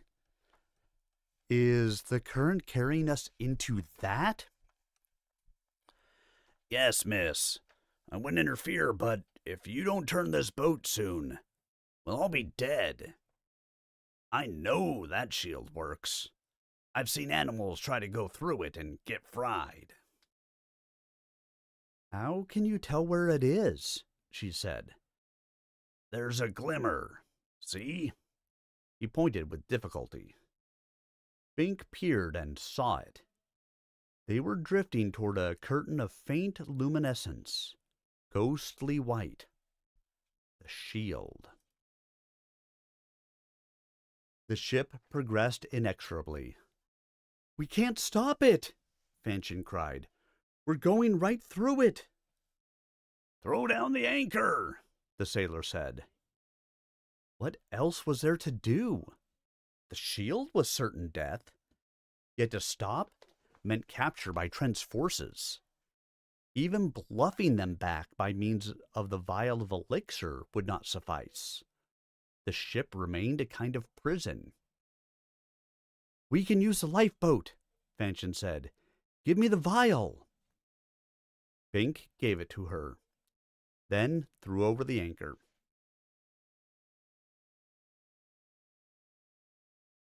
The ship slowly turned as the anchor took hold.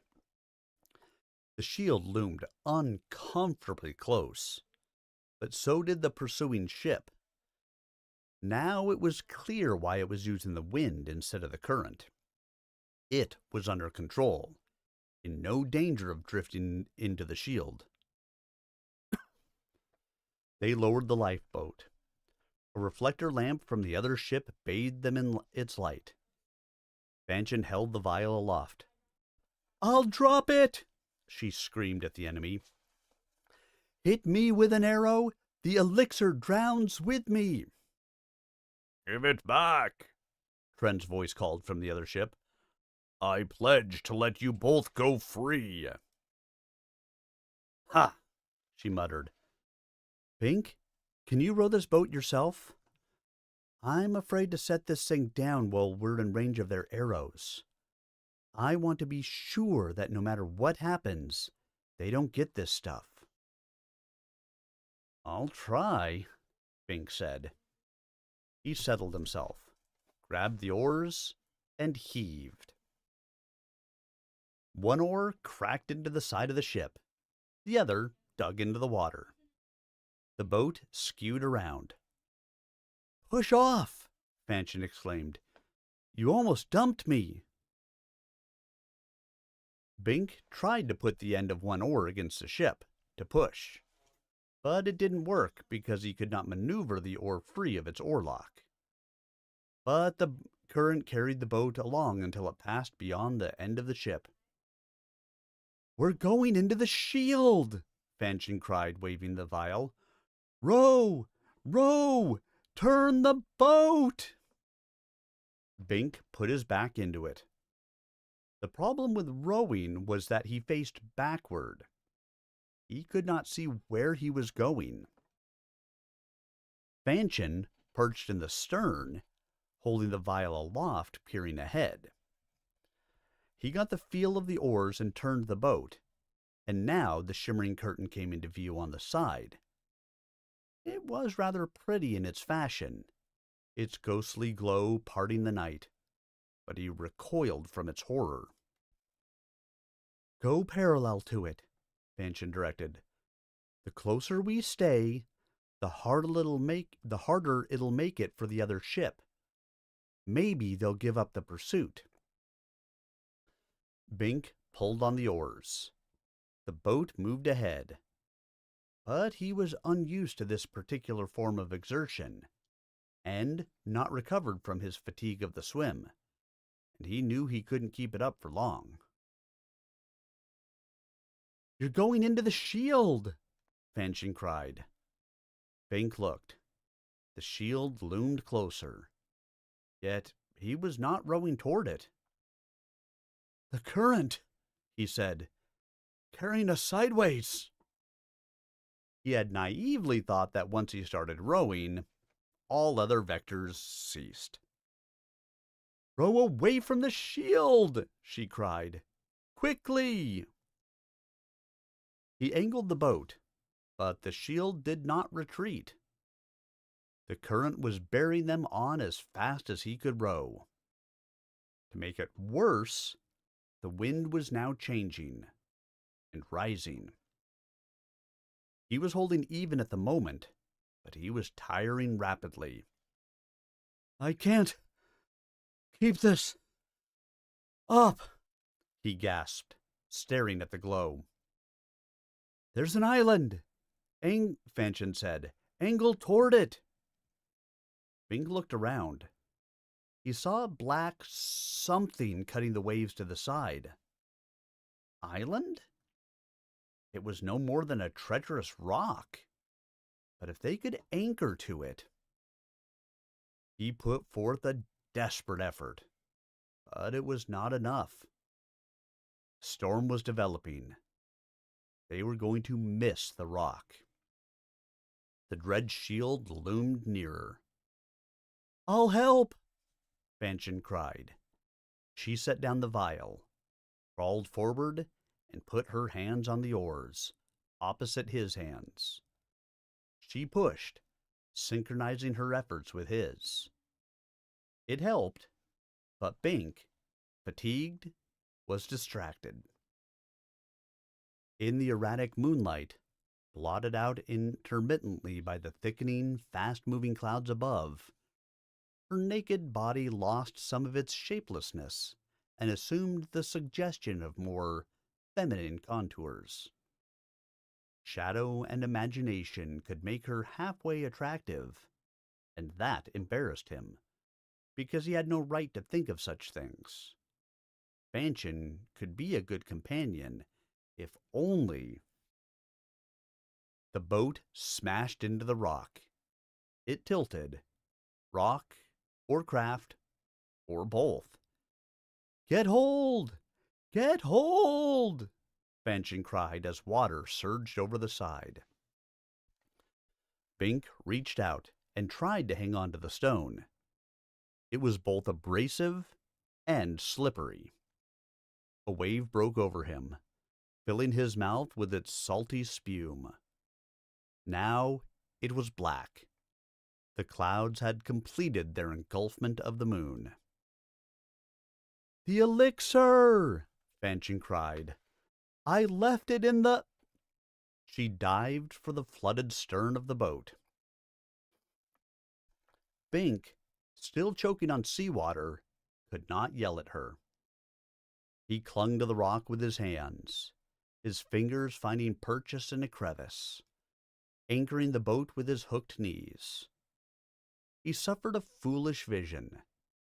If a giant, drowning in the ocean, grabbed onto the land of Xanth for support, his fingers would catch in the chasm, the gap.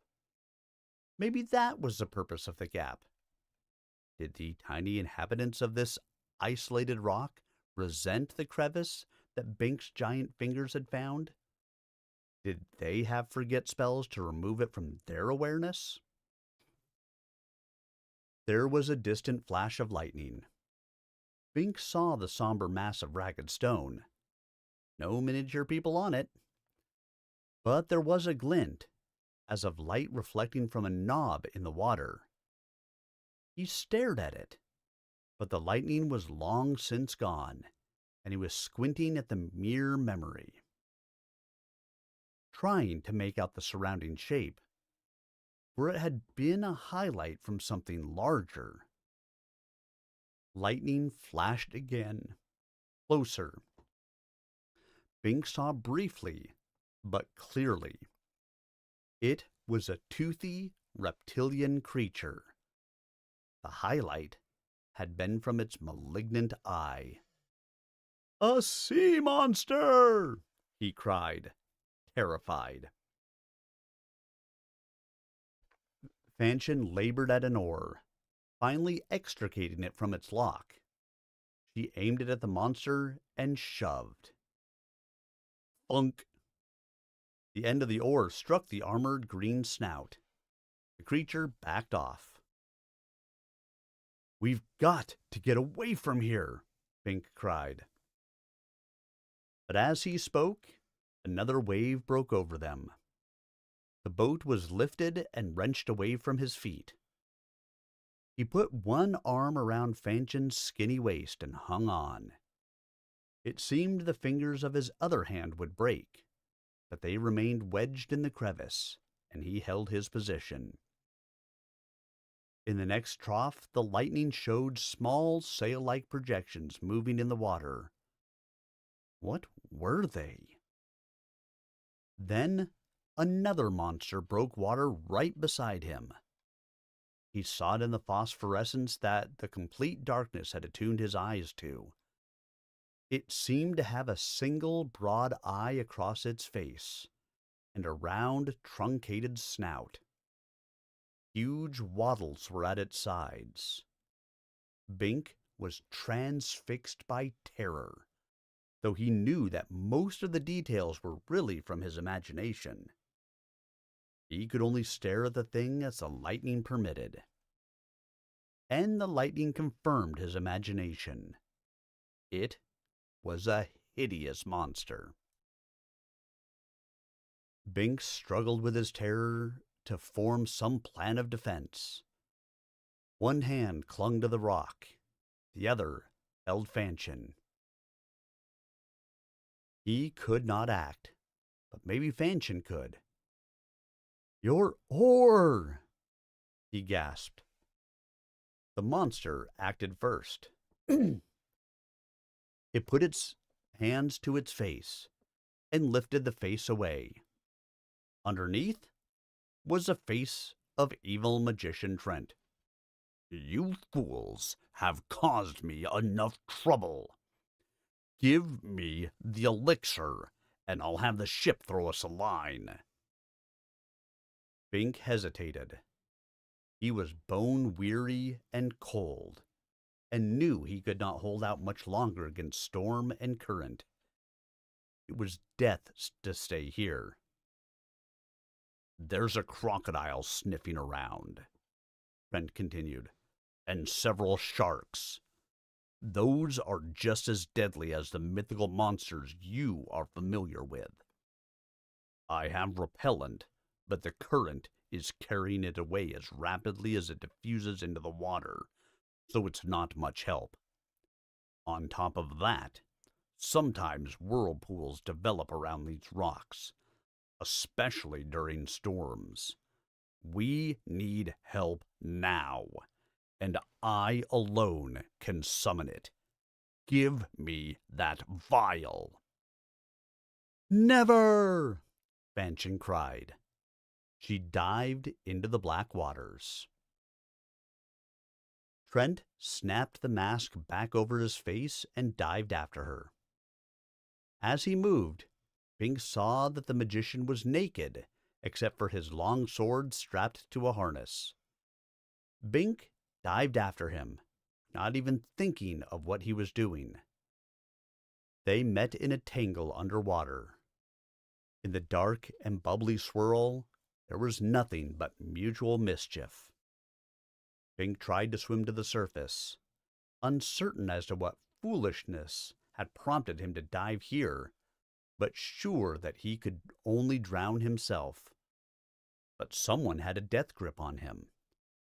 He had to get up, to get his head in air so he could breathe.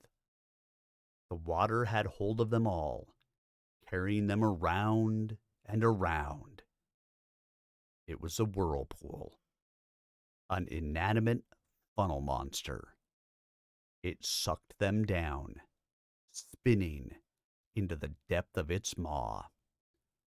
For the second time, Bink felt himself drowning, and this time he knew no sorceress would rescue him.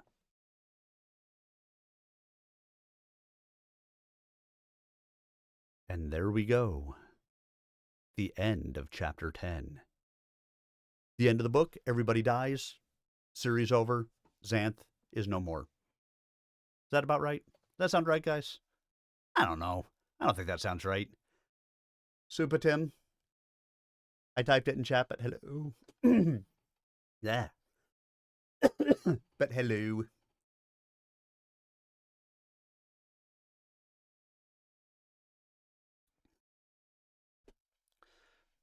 So yes, Jeff, this book came out, copyright 1977. So it's been out for a hot minute now. Oh, just a little wee while. But hopefully you guys are having some fun, enjoying the story here. We'll get back in and we'll do chapter 11 tonight before we call it for the evening. Just drinking a little bit of fluids before before I continue on as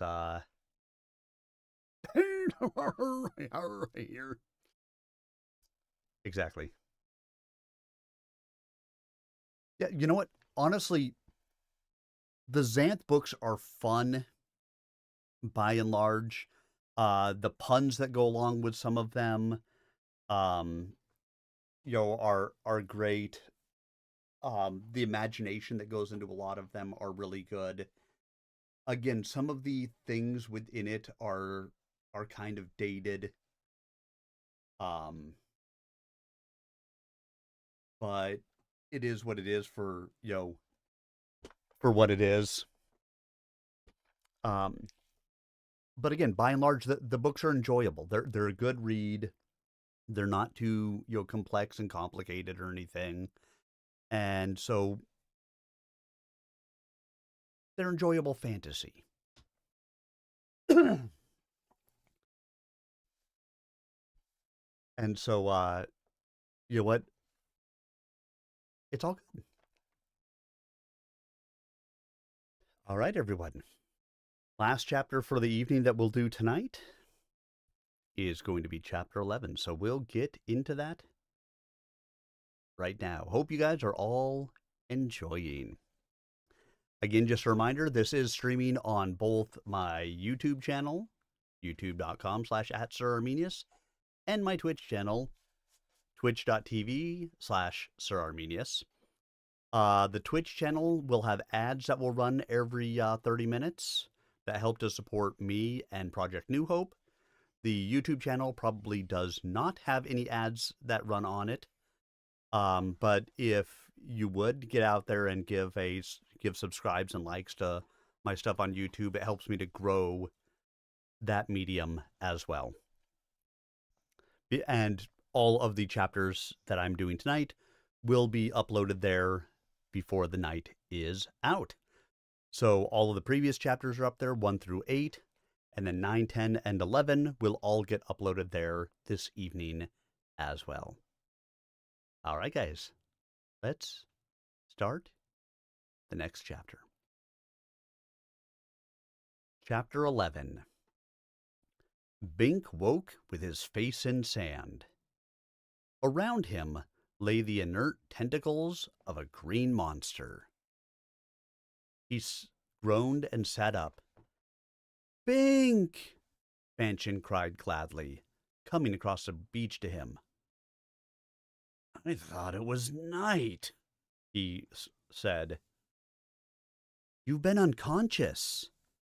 This cave has magical phosphorescence. Or maybe it's mundane phosphorescence, since there was some on the rock, too. But it's much brighter here.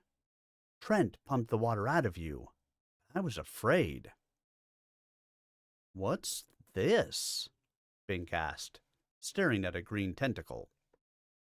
"A kraken seaweed," Trent said. "It pulled us out of the drink, intending to consume us. But the vial of elixir broke and killed it. That's all that saved our lives. If the vial had broken earlier, It would have stopped the Kraken from catching us, and we all would have drowned. Later, and we would have already been eaten. As fortuitous a coincidence of timing as I have ever experienced. A kraken weed? Bink exclaimed. But that's magic. We're back in Xanth, Fanchon said. But I conjecture that the whirlpool drew us down below the effective level of the shield, Trent said. We passed under it. Perhaps the presence of the elixir helped. A freak accident. And I'm certainly not going to try to reverse that route now. I lost my breathing apparatus on the way in. Luckily, I got a good dose of oxygen first. We're in Xanth to stay. I guess so, Bink said dazedly. He had gradually become accustomed to the notion of spending the rest of his life in Mundania. It was hard to abandon that drear expectation so suddenly. But why did you save me? Once the elixir was gone, it was the decent thing to do, the magician said. I realize you will not appreciate such a notion from my lips, but I can offer no better rationale at the moment. I never had any personal animus against you. In fact, I rather admired your fortitude and personal ethical code. You can go your way now, and I'll go mine. Bink pondered. He was faced with a new, unfamiliar reality. Back in Xanth, no longer at war with the evil magician. The more he reviewed the details, the less sense any of it made. Sucked down by a whirlpool, through monster-infested waters, through the invisible but deadly shield, to be rescued by a man-eating plant, which was coincidentally nullified at precisely the moment required to let them drop safely on this beach. No, he said. I don't believe it. Things just don't happen this way. It does seem as if we were charmed, Fanchon said. Though why the evil magician should have been included. Trent smiled. Naked, he was fully as impressive as before. Despite his age, he was a fit and powerful man. It does seem ironic that the evil should be saved along with the good. Perhaps human definitions are not always honored by nature, but I, like you, am a realist. I don't pretend to understand how we got here, but I do not question that we are here. Getting to land may be more problematical, however. We are hardly out of danger yet. Bink looked around the cave. Already the air seemed close, though he hoped that was his imagination. There seemed to be no exit except the water through which they had come. In one nook was a pile of clean bones, the refuse of the Kraken. It began to seem less coincidental. What better place for an ocean monster to operate than at the exit to a whirlpool? The sea itself collected the prey, and most of it was killed on the way in by the shield. The krakenweed had only to sieve the fresh bodies out of the water, and this highly private cave was ideal for leisurely consumption of the largest living animals. They could be deposited here on the beach and even given food so that they would remain more or less healthy until the kraken's hunger was sufficient. a pleasant little larder to keep the food fresh and tasty. Any that tried to escape by swimming past the tentacles, ugh. So the Kraken could have dropped the human trio here, then been hit by the elixir, instead of split-second timing. It became several-minute timing. Still a coincidence, but a much less extreme one. Fanchon was squatting by the water, flicking dry leaves into it. The leaves had to be from past seasons of the krakenweed. Why it needed them here, with no sunlight, Bink didn't understand. Maybe it had been a regular plant before it turned magic. Or its ancestors had been regular, and it still had not entirely adapted. Or maybe the leaves had some other purpose. There was a great deal yet to be understood about nature. At any rate, Fanchon was floating the leaves on the water, and why she wasted her time that way was similarly opaque. She saw him looking. "I'm tracing surface currents," she said. "See, the water is moving that way. There has to be an exit under that wall." Bink was impressed again with her intelligence. Every time he caught her doing something stupid, it turned out to be the opposite. She was an ordinary, if ugly, girl, but she had a mind that functioned efficiently. She had plotted their escape from the pit, and their subsequent strategy, and it had nullified Trent's program of conquest. Now she was at it again. Too bad her appearance fell down. "Of course," Trent agreed. "The Kraken can't live in stagnant water. It needs a constant flow. That brings in its food supply and carries away its wastes. We have an exit, if it leads to the surface quickly enough, and does not pass through the shield again." Bink didn't like it. "Suppose we dive into that current and it carries us a mile underwater before it comes out. We'd drown." "My friend," Trent said, "I have been pondering that very dilemma. We cannot be rescued by my sailors, because we are obviously beyond the shield. I do not like to gamble on either the current or what we may discover within it. Yet it seems we must eventually do so, for we cannot remain here indefinitely." Something twitched. Bink looked and saw one green tentacle writhing. "The Kraken's reviving!" he exclaimed. "It isn't dead." "Uh-oh," Trent said. "The elixir has thinned out in the current and dissipated. The magic is returning.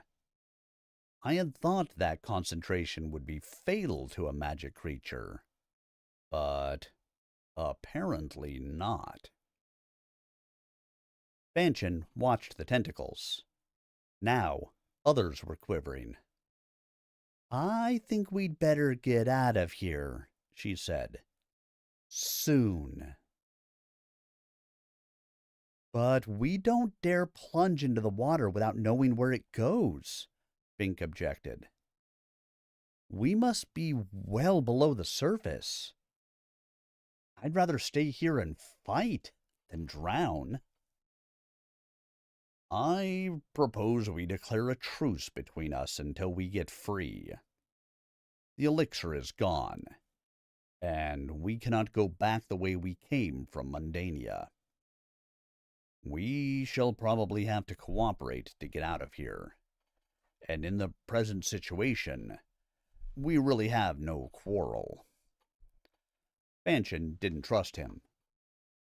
"So we help you get out, so then the truce ends and you change us into gnats. Since we're inside Xanth, we'll never be able to change back again." Trent snapped his fingers. "Stupid of me to forget. Thank you for reminding me. I can use my magic now to get us out." He looked at the quivering green tentacles. "Of course. I'll have to wait until all the elixir is gone, for it voids my magic too. That means the Kraken will be fully recovered. I can't transform it because its main body is too far away." The tentacles lifted. "Bink, dive for it!" Fanchon cried. "We don't want to be caught between the Kraken and the evil magician." She plunged into the water. The issue had been forced. She was right. The Kraken would eat them, or the magician would transform them. Right now, while the lingering elixir blunted both threats, was the time to escape. Still, he would have hesitated if Fanchon had not already taken action. If she drowned, there would be no one on his side. Bink charged across the sand, tripped over a tentacle, and sprawled. Reacting automatically, the tentacle wrapped itself around his leg. The leaves glued themselves to his flesh with little sucking noises. Trent drew his sword and strode toward him. Bink grabbed a handful of sand and threw it at the magician, but it was ineffective. Then Trent's sword slashed down and severed the tentacle. "You are in no danger from me, Bink," the magician said. "Swim, if you wish." Bink scrambled up and dived into the water, taking a deep breath. He saw Fanchon's feet kicking ahead of him as she swam down, and saw the dark tube of the nether exit. It terrified him, and he balked. His head popped through the surface. There was Trent, standing on the beach, parrying the converging tentacles with his sword. Fighting off the coils of the monster, the man was a very picture of heroism. Yet the moment the combat was over, Trent would be a more dangerous monster than the Kraken. Bink decided. He took a new breath and dived again. This time, he stroked right into the somber eye and felt the current take him. Now, there was no turning back. The tunnel opened out almost immediately into another glowing cavern. Bink had gained on Fanchon, and their heads broke the surface almost together. Probably she had been more cautious about navigating the exit. Heads turned their way. Human heads. On human torsos. Very nice, feminine ones. Their faces were elfin, their tresses flowing in magical iridescence over slender bare shoulders and perfectly erect breasts. But the lower quarters merged into fishes' tails. These were mermaids. "What are you doing in our cave?" one of the maids cried indignantly. "Just passing through," Bink said. Naturally, mermaids spoke the common language of Xanth. He would not have thought anything of it had Trent not remarked on how Xanth language merged with all mundane languages. Magic operated in so many ways. Tell us the shortest way to the surface? "That way," one said, pointing left. "That way," another said, pointing right. "No, that way," a third cried, pointing straight up. There was a burst of girlish laughter. Several mermaids plunged into the water, tails flashing, and swam toward Bink. In a moment, he was surrounded. Up close, The creatures were even prettier than from afar. Each one had a perfect complexion, resulting from the natural action of the water, and their breasts floated somewhat, making them seem even fuller. Maybe he had been exposed to Fanchon too long. The sight of all this loveliness gave him strange sensations of excitement and nostalgia. If he could grab them all at once. But no, they were mermaids, not his type at all. They paid no attention to Fanchon. He's a man, one cried, meaning Bink was human, not merman. Look at his split legs. No tail at all. Suddenly, they were diving under to view his legs. Bink, naked, found this distinctly awkward. They began to put their hands on him, kneading the unfamiliar musculature of his legs, a great curiosity to them. Yet, why weren't they looking at Fanchon's legs too? There seemed to be more mischief than curiosity here. Trent's head broke the water behind them. Mermaids, he commented. We'll get nothing from them. So it seemed. It also seemed that the magician could not be avoided. I think we'd better make the truce, Pink said to Fanchon. We have to extend some trust sometime. She looked at the mermaids, then at Trent. Very well, she said ungraciously. For what it's worth, which isn't much. A sensible decision, Trent said. Our long-range objectives may differ, but our short-range one matches. Survival. See? Here come the Tritons. As he spoke, a group of mermen appeared, swimming in from another passage. This seemed to be a labyrinth of caves and water-filled apertures. Ho! A Triton cried, brandishing his trident. Skewer! The mermaids screamed playfully and dived out of sight. Bink avoided Fanchon's gaze. The ladies had been having entirely too much fun with him, and obviously not because of his split legs. Too many to fight, Trent said. The elixir is gone. With your acquiescence, under our truce, I will change you both into fish, or perhaps reptiles, so that you can escape. However, how will we change back? Fanchon demanded. That is the key. I cannot change myself. Therefore, you will have to rescue me or remain transformed. So we shall survive together or suffer apart. Fair enough? She looked at the Tritons, who were swimming determinedly toward the three, surrounding them, Tritons raised. They did not look at all playful.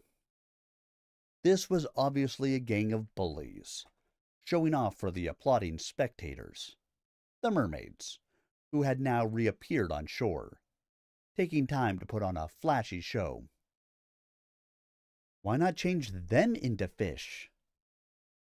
That would abate the immediate threat, could I get them all in time, Trent agreed.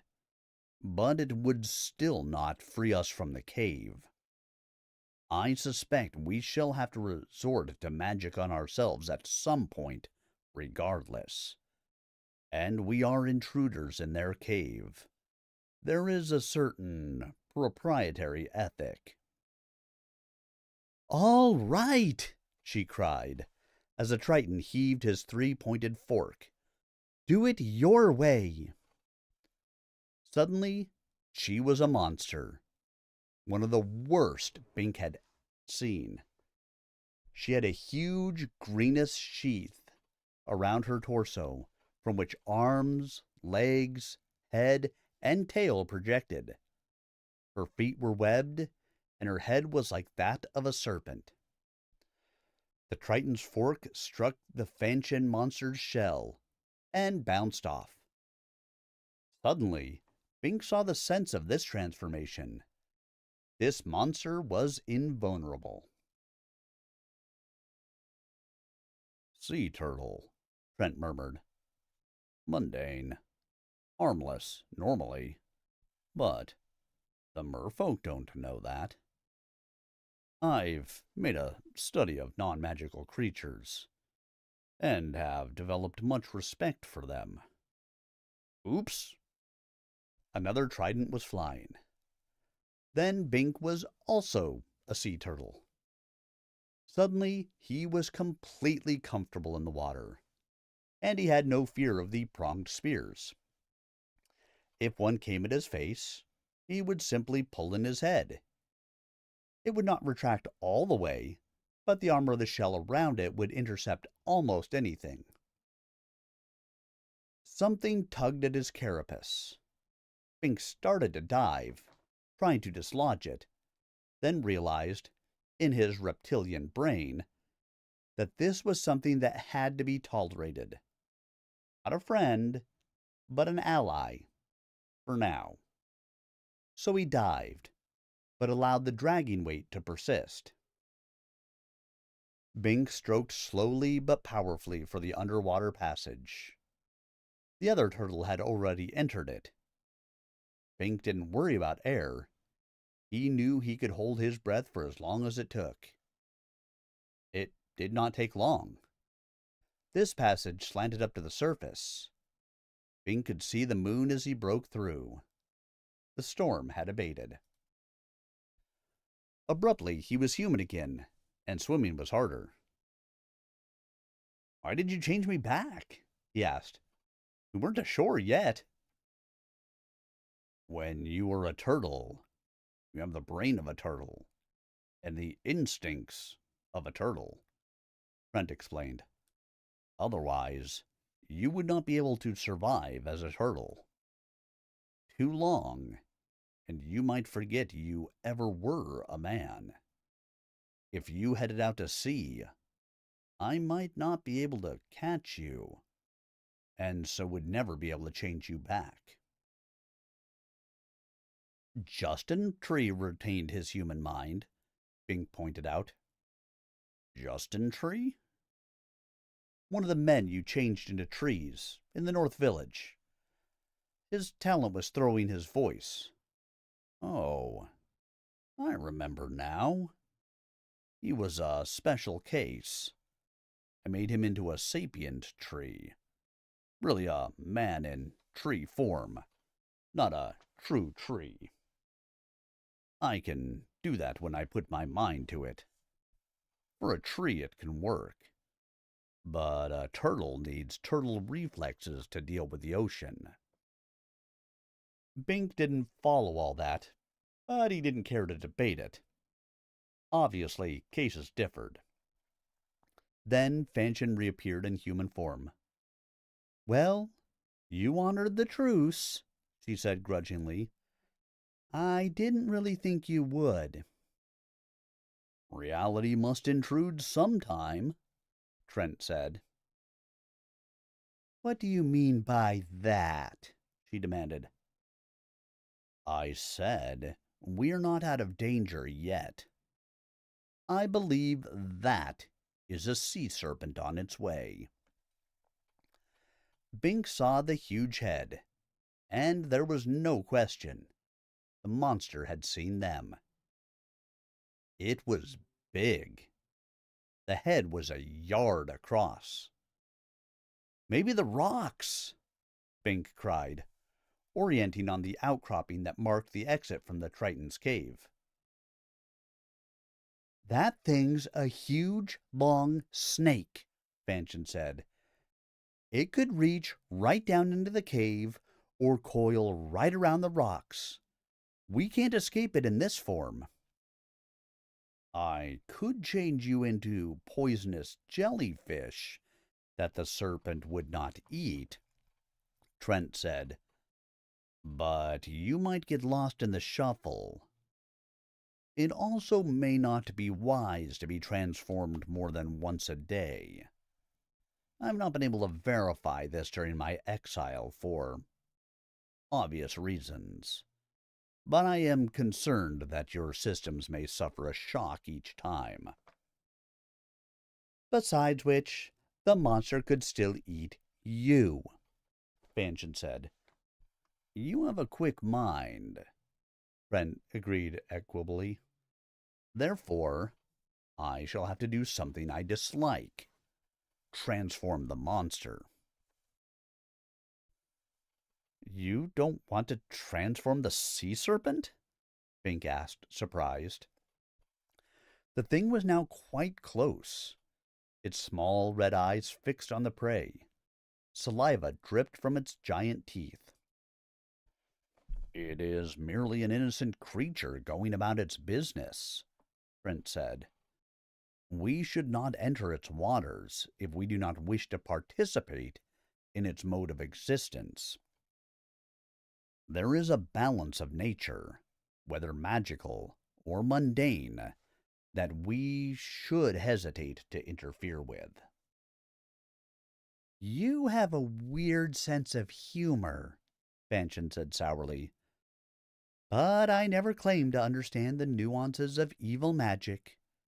If you really want to protect its lifestyle, transform it into a little fish until we get to shore, then transform it back. And hurry! Bink cried. The thing was now looming over them, orienting on its specific targets. That would not work, Trent said. The fish would swim away and be lost. I must be able to identify the particular creature I mean to transform, and it must be within 6 feet of me. However, your suggestion has merit. 6 feet, Bink said. We'll be inside it before we get that close. He was not trying to be funny. The monster's mouth was much longer than it was wide, so that as it opened its full aperture, the upper front teeth were a good 12 feet from the lower teeth. Nevertheless, I must operate within my limits, Trent said, unperturbed. The critical region is the head, the seat of identity. When I transform that, the rest naturally follows. If I tried it when only the tail was within range, I would botch the job. So when it tries to take me in its mouth, it comes into my power. What if it goes for one of us first? Fanchon demanded. Suppose we're more than 6 feet from you. I suggest you arrange to be within that radius, Trent said dryly. Hastily, Bink and Fanchon splashed closer to the evil magician. Bink had the distinct impression that even if Trent had had no magic, they would have been in his power. He was too self-assured, too competent in his tactics. He knew how to manage people. The sea monster's body convulsed. Its head struck down, teeth leading. Spittle sprayed out from it in obscene little clouds. Fanchon screamed hysterically. Bink felt an instant and pervading terror. That sensation was becoming all too familiar. He simply was no hero. But as the jaws closed on them, the sea serpent vanished. In its place fluttered a glowing, brightly colored insect. Trent caught it neatly in one hand and set it on his own hair, where it perched quiveringly. A love bug, Trent explained. They're not good flyers, and they hate water. This one will stay close until we emerge from the sea. Now the three swam for shore. It took them some time, but the sea remained choppy, and they were tired. But no other creatures bothered them. Apparently, no lesser predators intruded on the fishing territory of the sea monster. An understandable attitude, but probably within hours a host of aggressive forms would converge if the sea monster did not return. As Trent had remarked, there was always a balance of nature. The phosphorescence became stronger in the shallows. Some of it was from glowing fish, flashing in colors to communicate with their respective kinds. Most of it was from the water itself. Washes of pale green, yellow, orange. Magic, of course, but for what purpose? There was so much Bink saw. Wherever he went, he did not understand. At the bottom he saw shells, some lighted around the fringes, some glowing in patterns.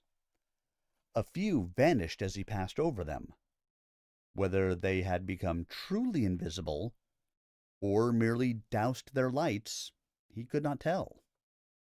Regardless, they were magic, and that was familiar. Belatedly, he realized that he was glad to be back among the familiar threats of Xanth.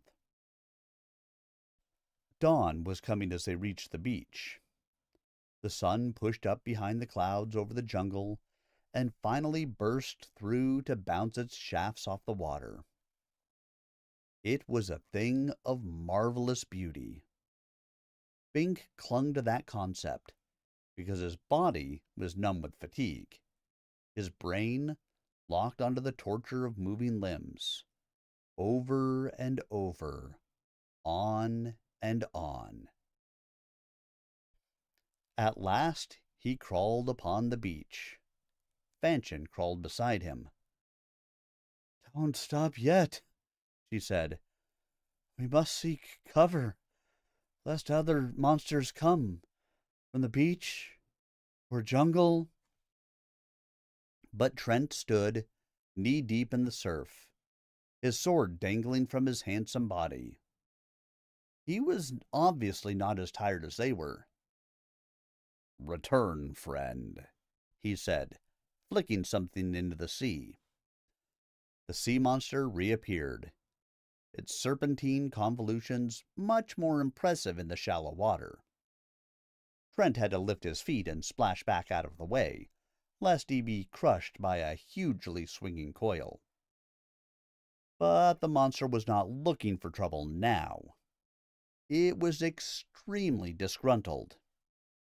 It gave a single honk of rage, or of anguish, or of mere amazement, and thrashed its way toward deeper pastures. Trent walked up the beach. "It is not fun to be a defenseless love bug when you are accustomed to being the king of the sea," he said. "I hope the creature does not suffer a nervous breakdown." He was not smiling. There was something funny, Bink thought, about a man who liked monsters that well. But of course, Trent was the evil magician of the contemporary scene. The man was strangely handsome, mannerly, and erudite, possessed of strength, skill, and courage, but his affinities were to the monsters more than to the men. It would be disastrous ever to forget that. Odd that Humphrey, the good magician, was an ugly little gnome in a forbidding castle, selfishly using his magic to enrich himself, while Trent was the epitome of hero material. The sorceress Iris had seemed lovely and sexy, but was in fact nondescript.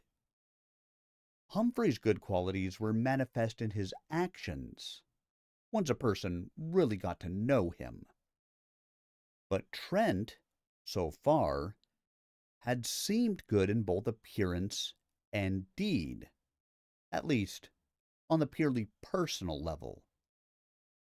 If Bink had met him for the first time in the Kraken's cave and hadn't known the man's evil nature, he would never have guessed it. Now Trent strode across the beach, seeming hardly tired despite the grueling swim. The nascent sunlight touched his hair, turning it bright yellow. He looked in that instant like a god, all that was perfect in man. Again, Bink suffered fatigued confusion, trying to reconcile the man's appearance and recent actions with what he knew to be the man's actual nature, and again finding it so challenging as to be virtually impossible. Some things just had to be taken on faith. "I've got to rest, to sleep," Bink muttered. "I can't tell evil from good right now." Fanchon looked toward Trent. "I know what you mean," she said, shaking her head so that her ratty hair shifted its wet tangles. "Evil has an insidious way about it, and there is some evil in all of us that seeks to dominate. We have to fight it, no matter how tempting it becomes." Trent arrived. "We seem to have made it," he said cheerfully. "It certainly is good to be back in Xanth, by whatever freak of fortune. Ironic that you, who sought so ardently to prevent my access, instead facilitated it." "Ironic," Fanchon agreed dully. "I believe this is the coast of the central wilderness region, bounded on the north by the Great Gap. I had not realized we had drifted so far south, but the contour of the land seems definitive. That means we're not yet out of trouble." "Bink's in exile, you're banished, and I'm ugly," Fanchon muttered. "We'll never be out of trouble." "Nevertheless, I believe it would be expedient to extend our truce until we are free of the wilderness," the magician said. Did Trent know something Bink didn't? Bink had no magic, so he would be prey to all the sinister spells of the deep jungle. Fanchon had no apparent magic. Strange. She claimed her exile had been voluntary, not forced. Yet if she really had no magic, she should have been banished too. Anyway, she would have a similar problem. But Trent, with his skills with sword and spell, he should have no reason to fear this region. Fanchon had similar doubts. "As long as you're with us, we're in constant danger of being transformed into toads. I can't see that the wilderness is worse." Trent spread his hands. "I realize you do not trust me, and perhaps you have reason.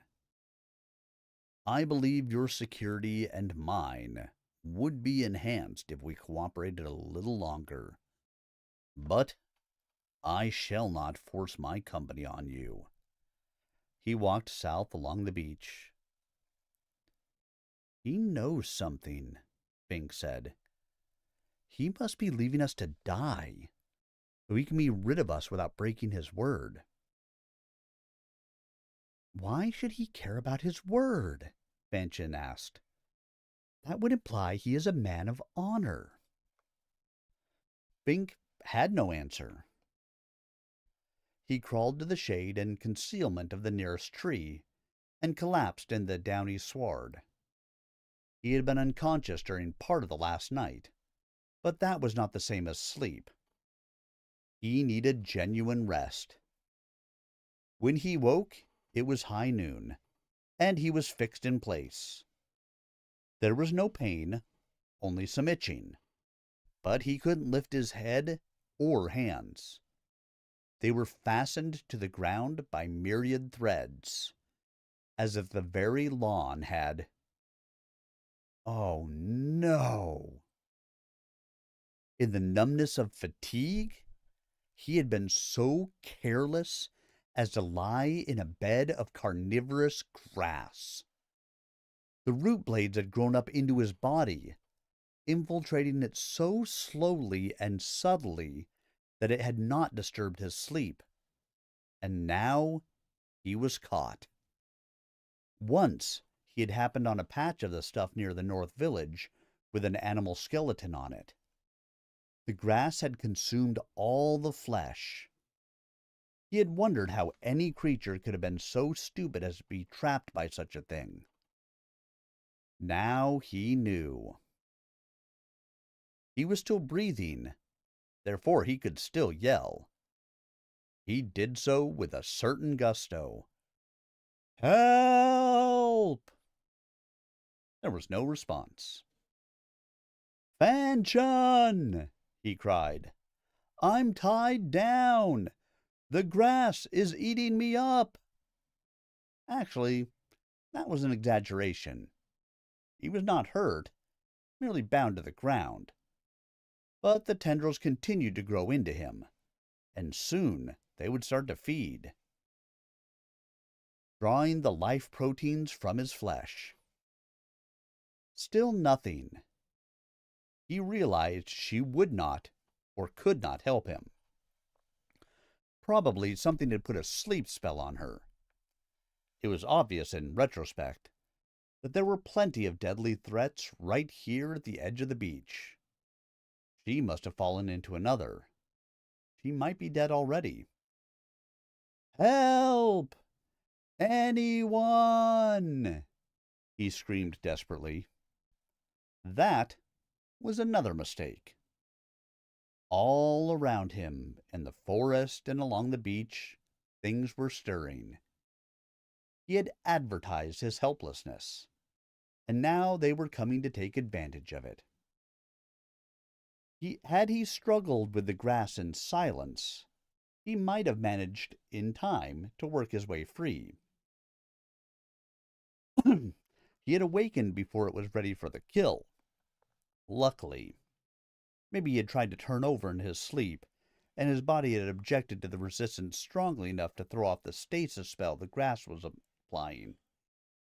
If he struggled and failed, his demise at least would have been fairly comfortable. Just a slow sinking into eternal sleep. Now, by his noise, he had summoned much less comfortable menaces. He could not see them, but he could hear them.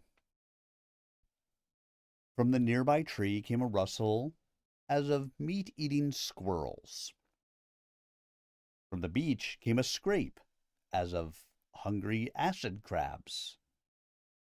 From the sea came a horrible kind of splashing, as of a small sea monster who had sneaked into the territory of the big sea monster Trent had transformed. Now, this little one struggled to get out of the water and cross to the prey before it was gone. But the most dreadful sound of all was the pound, pound, pound of the footfalls of something deep in the forest, large and far away, but moving extremely rapidly. A shadow fell on him. "Hi!" a shrill voice cried. It was a harpy, cousin to the one he had met on the way back to the North Village. She was every bit as ugly, smelly, and obnoxious. And now she was dangerous. She descended slowly, her talons reaching down, twitching. The other harpy had seen him healthy, so had stayed well out of reach, though she might have descended had he actually drunk from the spring of love. Ugh. This one saw him helpless. She had a human face and human breasts, so was in that sense female, like the mermaids. But in lieu of arms, she had great greasy wings, and her body was that of a gross bird, and she was a dirty bird. Not only were her face and breasts grotesquely shaped, grime was caked on them. It was a wonder she could fly at all. Bink had not had the opportunity or desire to appreciate the qualities of the prior harpy at close range. Now he had a really excellent nether view. Ugh. The mermaids had represented much that was lovely in the female form. This harpy was the ugly aspect. She made Fanchon look halfway decent in comparison. At least Fanchon was clean. She dropped on him, claws clutching and unclutching in air, in anticipation of the glob of entrails they were about to rip out of his exposed gut. Some of the nails were broken and jagged. He got the odor of her, a stink like none he remembered. "Oh, you big, handsome hunk of meat," she screeched. "You look good enough to eat. I can hardly choose what to take first." And she burst into maniacal laughter. Bink, absolutely horrified, put forth the supreme effort of his life and wrenched one arm free of the grass. Little roots trailed from it, and the separation was painful. He was lying partly on his side, one cheek anchored, so he had a very limited field of vision, but his ears continued to bring him the dreadful news of the threats about him. He struck at the harpy, scaring her off for the moment. She was, of course, a coward. Her character matched her appearance. Her wings fluttered heavily. A soiled feather drifted down. "Oh, you naughty boy," she screeched. She seemed to be unable to converse in anything less than a screech. Her voice was so harsh as to be almost incomprehensible. "I'll goozle your gizzard for that."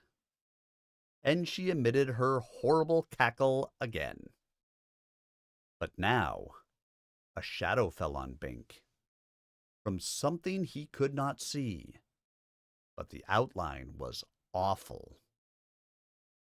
He heard heavy breathing, as of some animal, and smelled its carrion-coated breath, which for the moment overrode the stench of the harpy.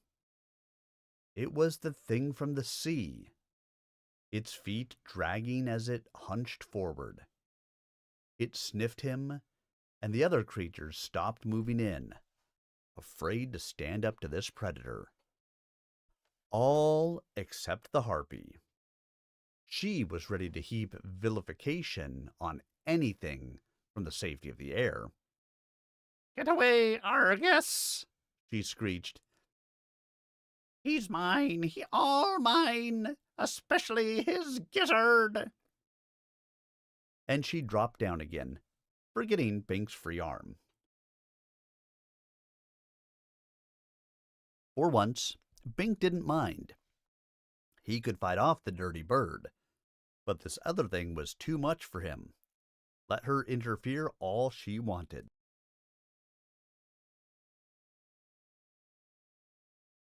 The unseen thing snorted and leaped, passing right over Bink's body with amazing agility. Now he saw it, body and tail of a large fish. 4 stout, short legs, terminating in flippers. Tusked head of a boar, no neck. 3 eyes were set along its torso, the middle one set lower than the others. Bink had never seen a monster quite like this before. A land-walking fish. The harpy flew up out of the way just in time, narrowly missing being gored by the thing's semicircular horns.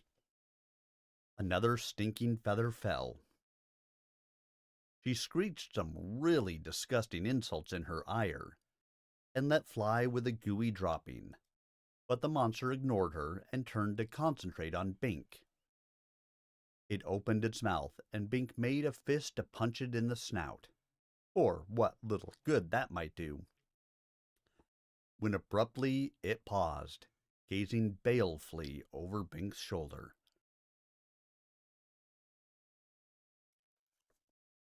Now you'll get it, Argus, the harpy screeched gleefully. Even a fishy lout like you can't ignore Catoblepus.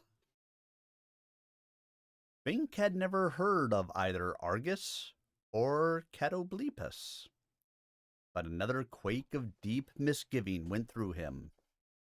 He felt the muzzle of the hidden monster nudge him. It was oddly soft, but such was its power that it ripped him half out of the grass. Then the pig-snouted Argus charged, furious that its meal should be taken away. Bink dropped flat again, letting the slimy flippers pass over him, and their impact dislodged more of his body. He was getting free. The 2 brutes collided. Sick 'em, monsters! The harpy screeched, hovering overhead. In her excitement over this mischief, she let fall another large squishy dropping, which just mixed Bink's head. Only he had a rock to throw at her. He sat up. One leg remained anchored, but now he had anchorage to rip out of the clutch of the demon weed. It didn't even hurt this time. He looked at the battling monsters and saw the snake-like hair of the Catoblepus twined around the head of the Argus, gripping it by horns, ears, scales, and eyeballs, anything available. The body of the Catoblepus was covered with reptilian scales, from its gorgon head to its cloven hooves, invulnerable to the attack of the Argus. In overall shape, it was like any quadruped, not all that remarkable.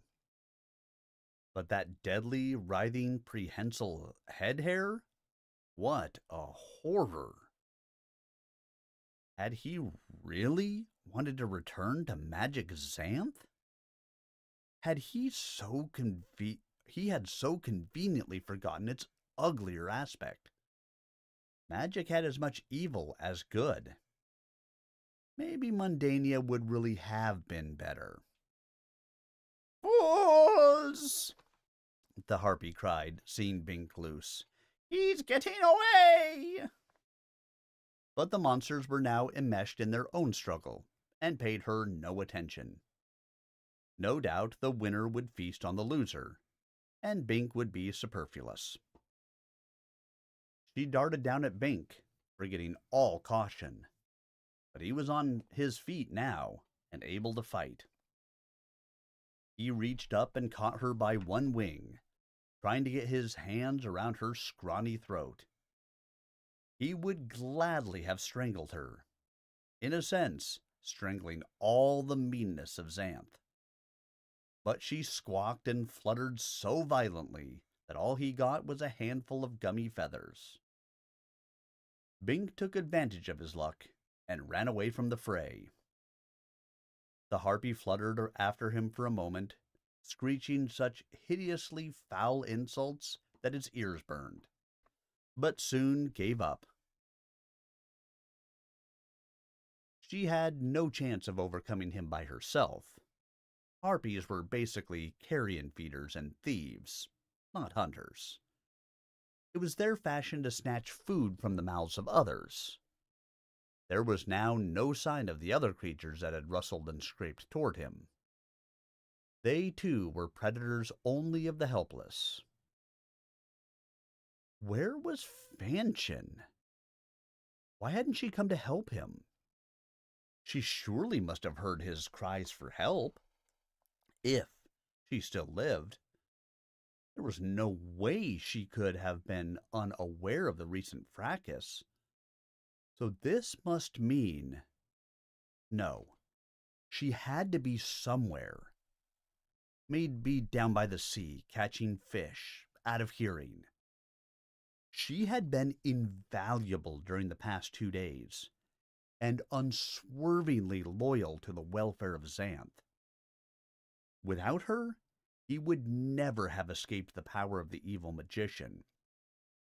For intelligence and personality, she had it all over the other girls he had met. Too bad she wasn't. He saw her, resting against a tree. "Fanchon!" he cried gladly. "Hello, Bink," she said. Now his worry and speculation translated into ire. "Didn't you see me being attacked by those monsters? Didn't you hear?" "I saw. I heard."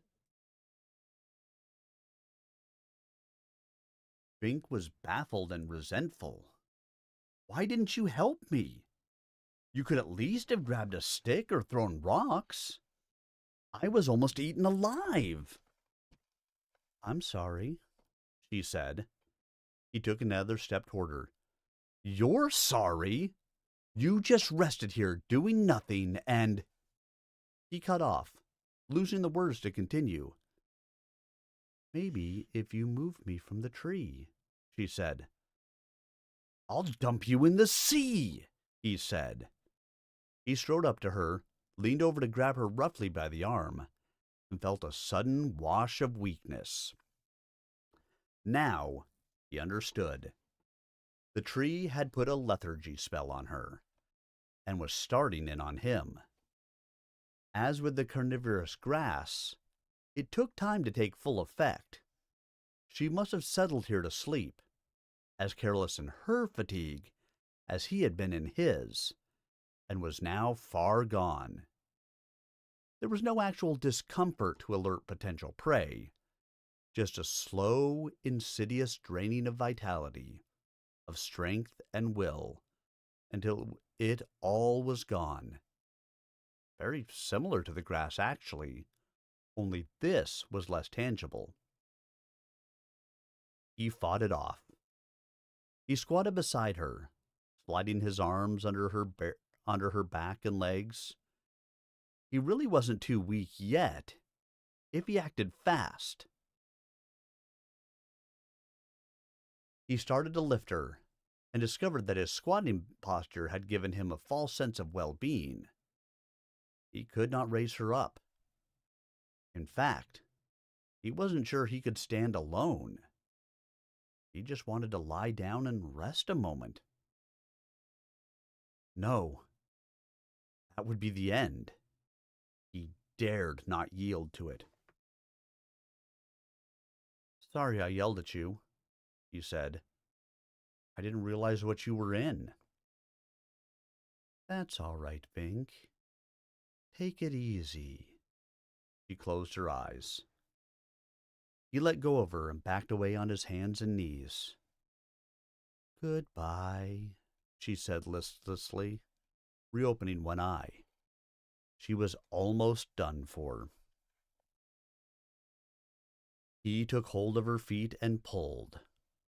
Another surge of weakness came, making the job seem impossible. It was as much emotional as physical. There was no way he could haul her weight. He tried anyway, his stubbornness prevailing over even this magic. But he failed. She was too heavy for him here. He backed farther away. As he left the environs of the tree, his energy and will returned. But now, she was beyond his reach. He stood up and took another step toward her, and lost his strength again, so that he fell to the ground. He would never make it this way. Again, he hauled himself back, sweating with the effort of concentration. Were he less stubborn, he would not have gotten this far. "I can't get you out. I'm only wasting time," he said apologetically. "Maybe I can loop you with a rope." But there was no rope. He walked along the trees of the edge of the jungle and spied a dangling vine. This would do nicely if he could get it loose. He grabbed it in one hand and screamed. The thing writhed in his grasp and looped about his wrist, imprisoning it. More vines dropped from the tree, swinging toward him. This was a land kraken, a variant of the tangle tree. He was still being fatally careless, walking directly into traps that should never have fooled him. Bink dropped, yanking on the vine with his full weight. It stretched to accommodate him, twining more tightly about his arm. But now he spied a pointed bit of bone on the ground, remnant of prior prey. He swept it up with his free hand and poked at the vine with it, puncturing it. Thick orange sap welled out. The whole tree shivered. There was a high keening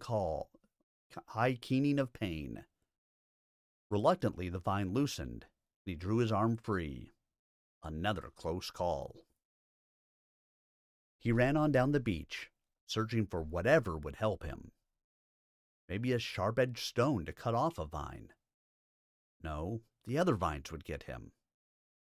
Give up that idea. Maybe a long pole. No, similar problem.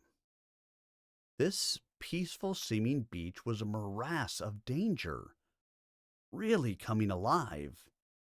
Anything and everything was suspect. Then he saw a human body. Trent, sitting cross-legged on the sand, looking at something. It seemed to be a colorful gourd. Maybe he was eating it. Bink paused. Trent could help him. The magician could change the fatigue tree into a salamander and kill it, or at least render it harmless. But Trent himself was a greater long-term threat than the tree. Which should he choose? Well, he would try to negotiate. The known evil of the tree might not be as bad as the uncertain evil of the magician, but it was more immediate. "Trent," he said hesitantly. The man paid him no attention. He continued to stare at his gourd. He did not actually seem to be eating it. What, then, was its fascination? Bink hesitated to provoke the man, but he did not know how long he could afford to wait. Fanchon was slowly dying. At what point would she be too far gone to be revived, even if rescued from the tree? Some risk had to be taken. "Magician Trent," he said more firmly, "I think we should extend the truce. Fanchon is caught, and—" He stopped, for the man was still ignoring him. Bink's fear of the magician began to change, much as had his attitude towards Fanchon when he thought she was malingering. It was as if the charge of emotion had to be spent one way or another, whatever the cost. "Listen, she's in trouble," he snapped. "Are you going to help, or aren't you?" Still, Trent paid no attention.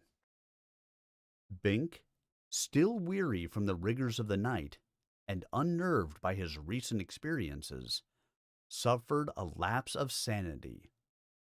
"Damn it, answer me!" he cried, knocking the gourd from the magician's hand.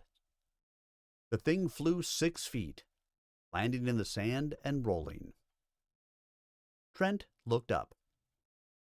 There was no sign of anger in his countenance, just mild surprise. "Hello, Bink," he said. "What is your concern?" "My concern?" Bink cried. "I told you 3 times." Trent looked at him, puzzled. "I did not hear you." The magician paused thoughtfully. "In fact, I did not see you arrive. I must have been sleeping, though I had not intended to." "You were sitting here looking at the gourd," Bink said hotly. "Now I remember. I saw it lying on the beach, and it looked intriguing." He broke off, glancing at his shadow. "By the sun, that was an hour ago. Where did the time go?" Bink realized that something was amiss. He went to pick up the gourd. Hold! Trent barked. That's hypnotic. Bink stopped in place. "What?" Hypnotic. That's a mundane term. Means it puts you into a trance, a waking sleep. It usually takes some time to do, but of course a magic spell hypnosis could be instant. Don't look too closely at the gourd. Its pretty colors must be intended to attract the eye. Then it has... Yes, I remember now. A peephole. A single glance into its fascinating innards becomes eternal. Very nice device. But what's the point? Bink asked, averting his gaze. I mean, a gourd can't eat a man. But the gourd vine might, Trent pointed out. Or it may be that a quiescent living body might be excellent food for its seeds to grow on. There are wasps in Mundania that sting other creatures, stunning them, and lay their eggs in the bodies. We can be sure it makes some sort of sense. Still, Bink was bemused.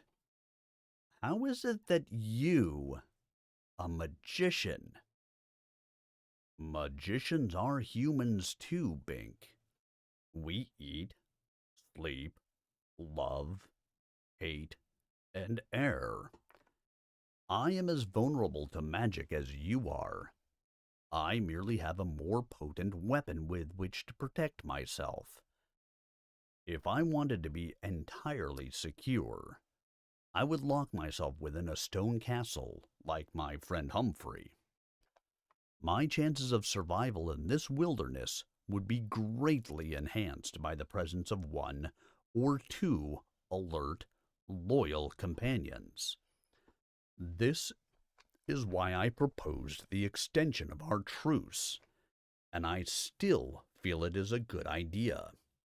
It is apparent that I need help, even if you don't. He looked at Bink. Why did you help me just now? Bink was ashamed to admit the accidental nature of that assistance. I think we should extend the truce. Excellent. Does Fanchon agree? She needs help now. She is enthralled to a lethargy tree. Oh, then I shall repay your favor by rescuing the damsel. Then we shall talk of truce. And Trent jumped up. On the way up the beach, Bink pointed out the vine tree, and Trent whipped out his sword and neatly lopped off a length of vine. Again, Bink was reminded of the skill this man had with his physical weapon. If Trent's magic were taken away entirely, he would still be dangerous. In fact, he had risen to the generalship of an army in Mundania. The vine twisted into shuddering convulsions like a dying serpent, oozing orange sap from the end. But it was now harmless. The tree keened again, cowed. Bink almost felt sorry for it. They took this vine to Fanchon, looped it about her foot, and hauled her unceremoniously away from the tree. So simple with the right equipment. Now, Trent said briskly as Fanchon slowly recovered her vital energy, I propose an extended truce between us, until we three escape the wilderness of Xanth. We seem to have problems separately. This time, Fanchon acquiesced. All right, guys, that's the end of Chapter 11, which means we're going to call it there for the night. Definitely long enough reading. 3.5 hours of reading is enough at one sitting for any sensible man. Well, I hope you guys did enjoy chapters 9, 10, and 11 of A Spell for Chameleon this evening. Of course, I will get them posted up onto my YouTube channel, so they will be available for your replay, or your play, or your watching, or your listening, at your convenience, whenever you would like to go and catch them if you missed them as the evening went on. youtube.com/@SirArminius. You can find them all, including all the rest of the chapters of the book that I have recorded so far. Tomorrow night, we should have ourselves some Pathfinder action, because it is Wednesday, and that's what we do on Wednesdays. Thursday is my son's birthday, so at the moment, I am not expecting to be on for a stream for Stompy Mech Thursday. There is a chance that if everything else ends prior to my normal streaming time, that I will try to jump on. But no promises. If I'm not on Thursday, I will try to be on Friday instead. Thank you. The greatest gift that you can give to a streamer is a gift of your time. And I appreciate that you guys gave me the gift of yours this evening, whether it was for 5 minutes or for 3.5 hours. Thanks so much for having been here with me. I hope to see you guys all a little bit later this week. Have yourselves a fantastic rest of your day today, a wonderful Wednesday, and a wonderful week until I do see you again. Good night, everybody.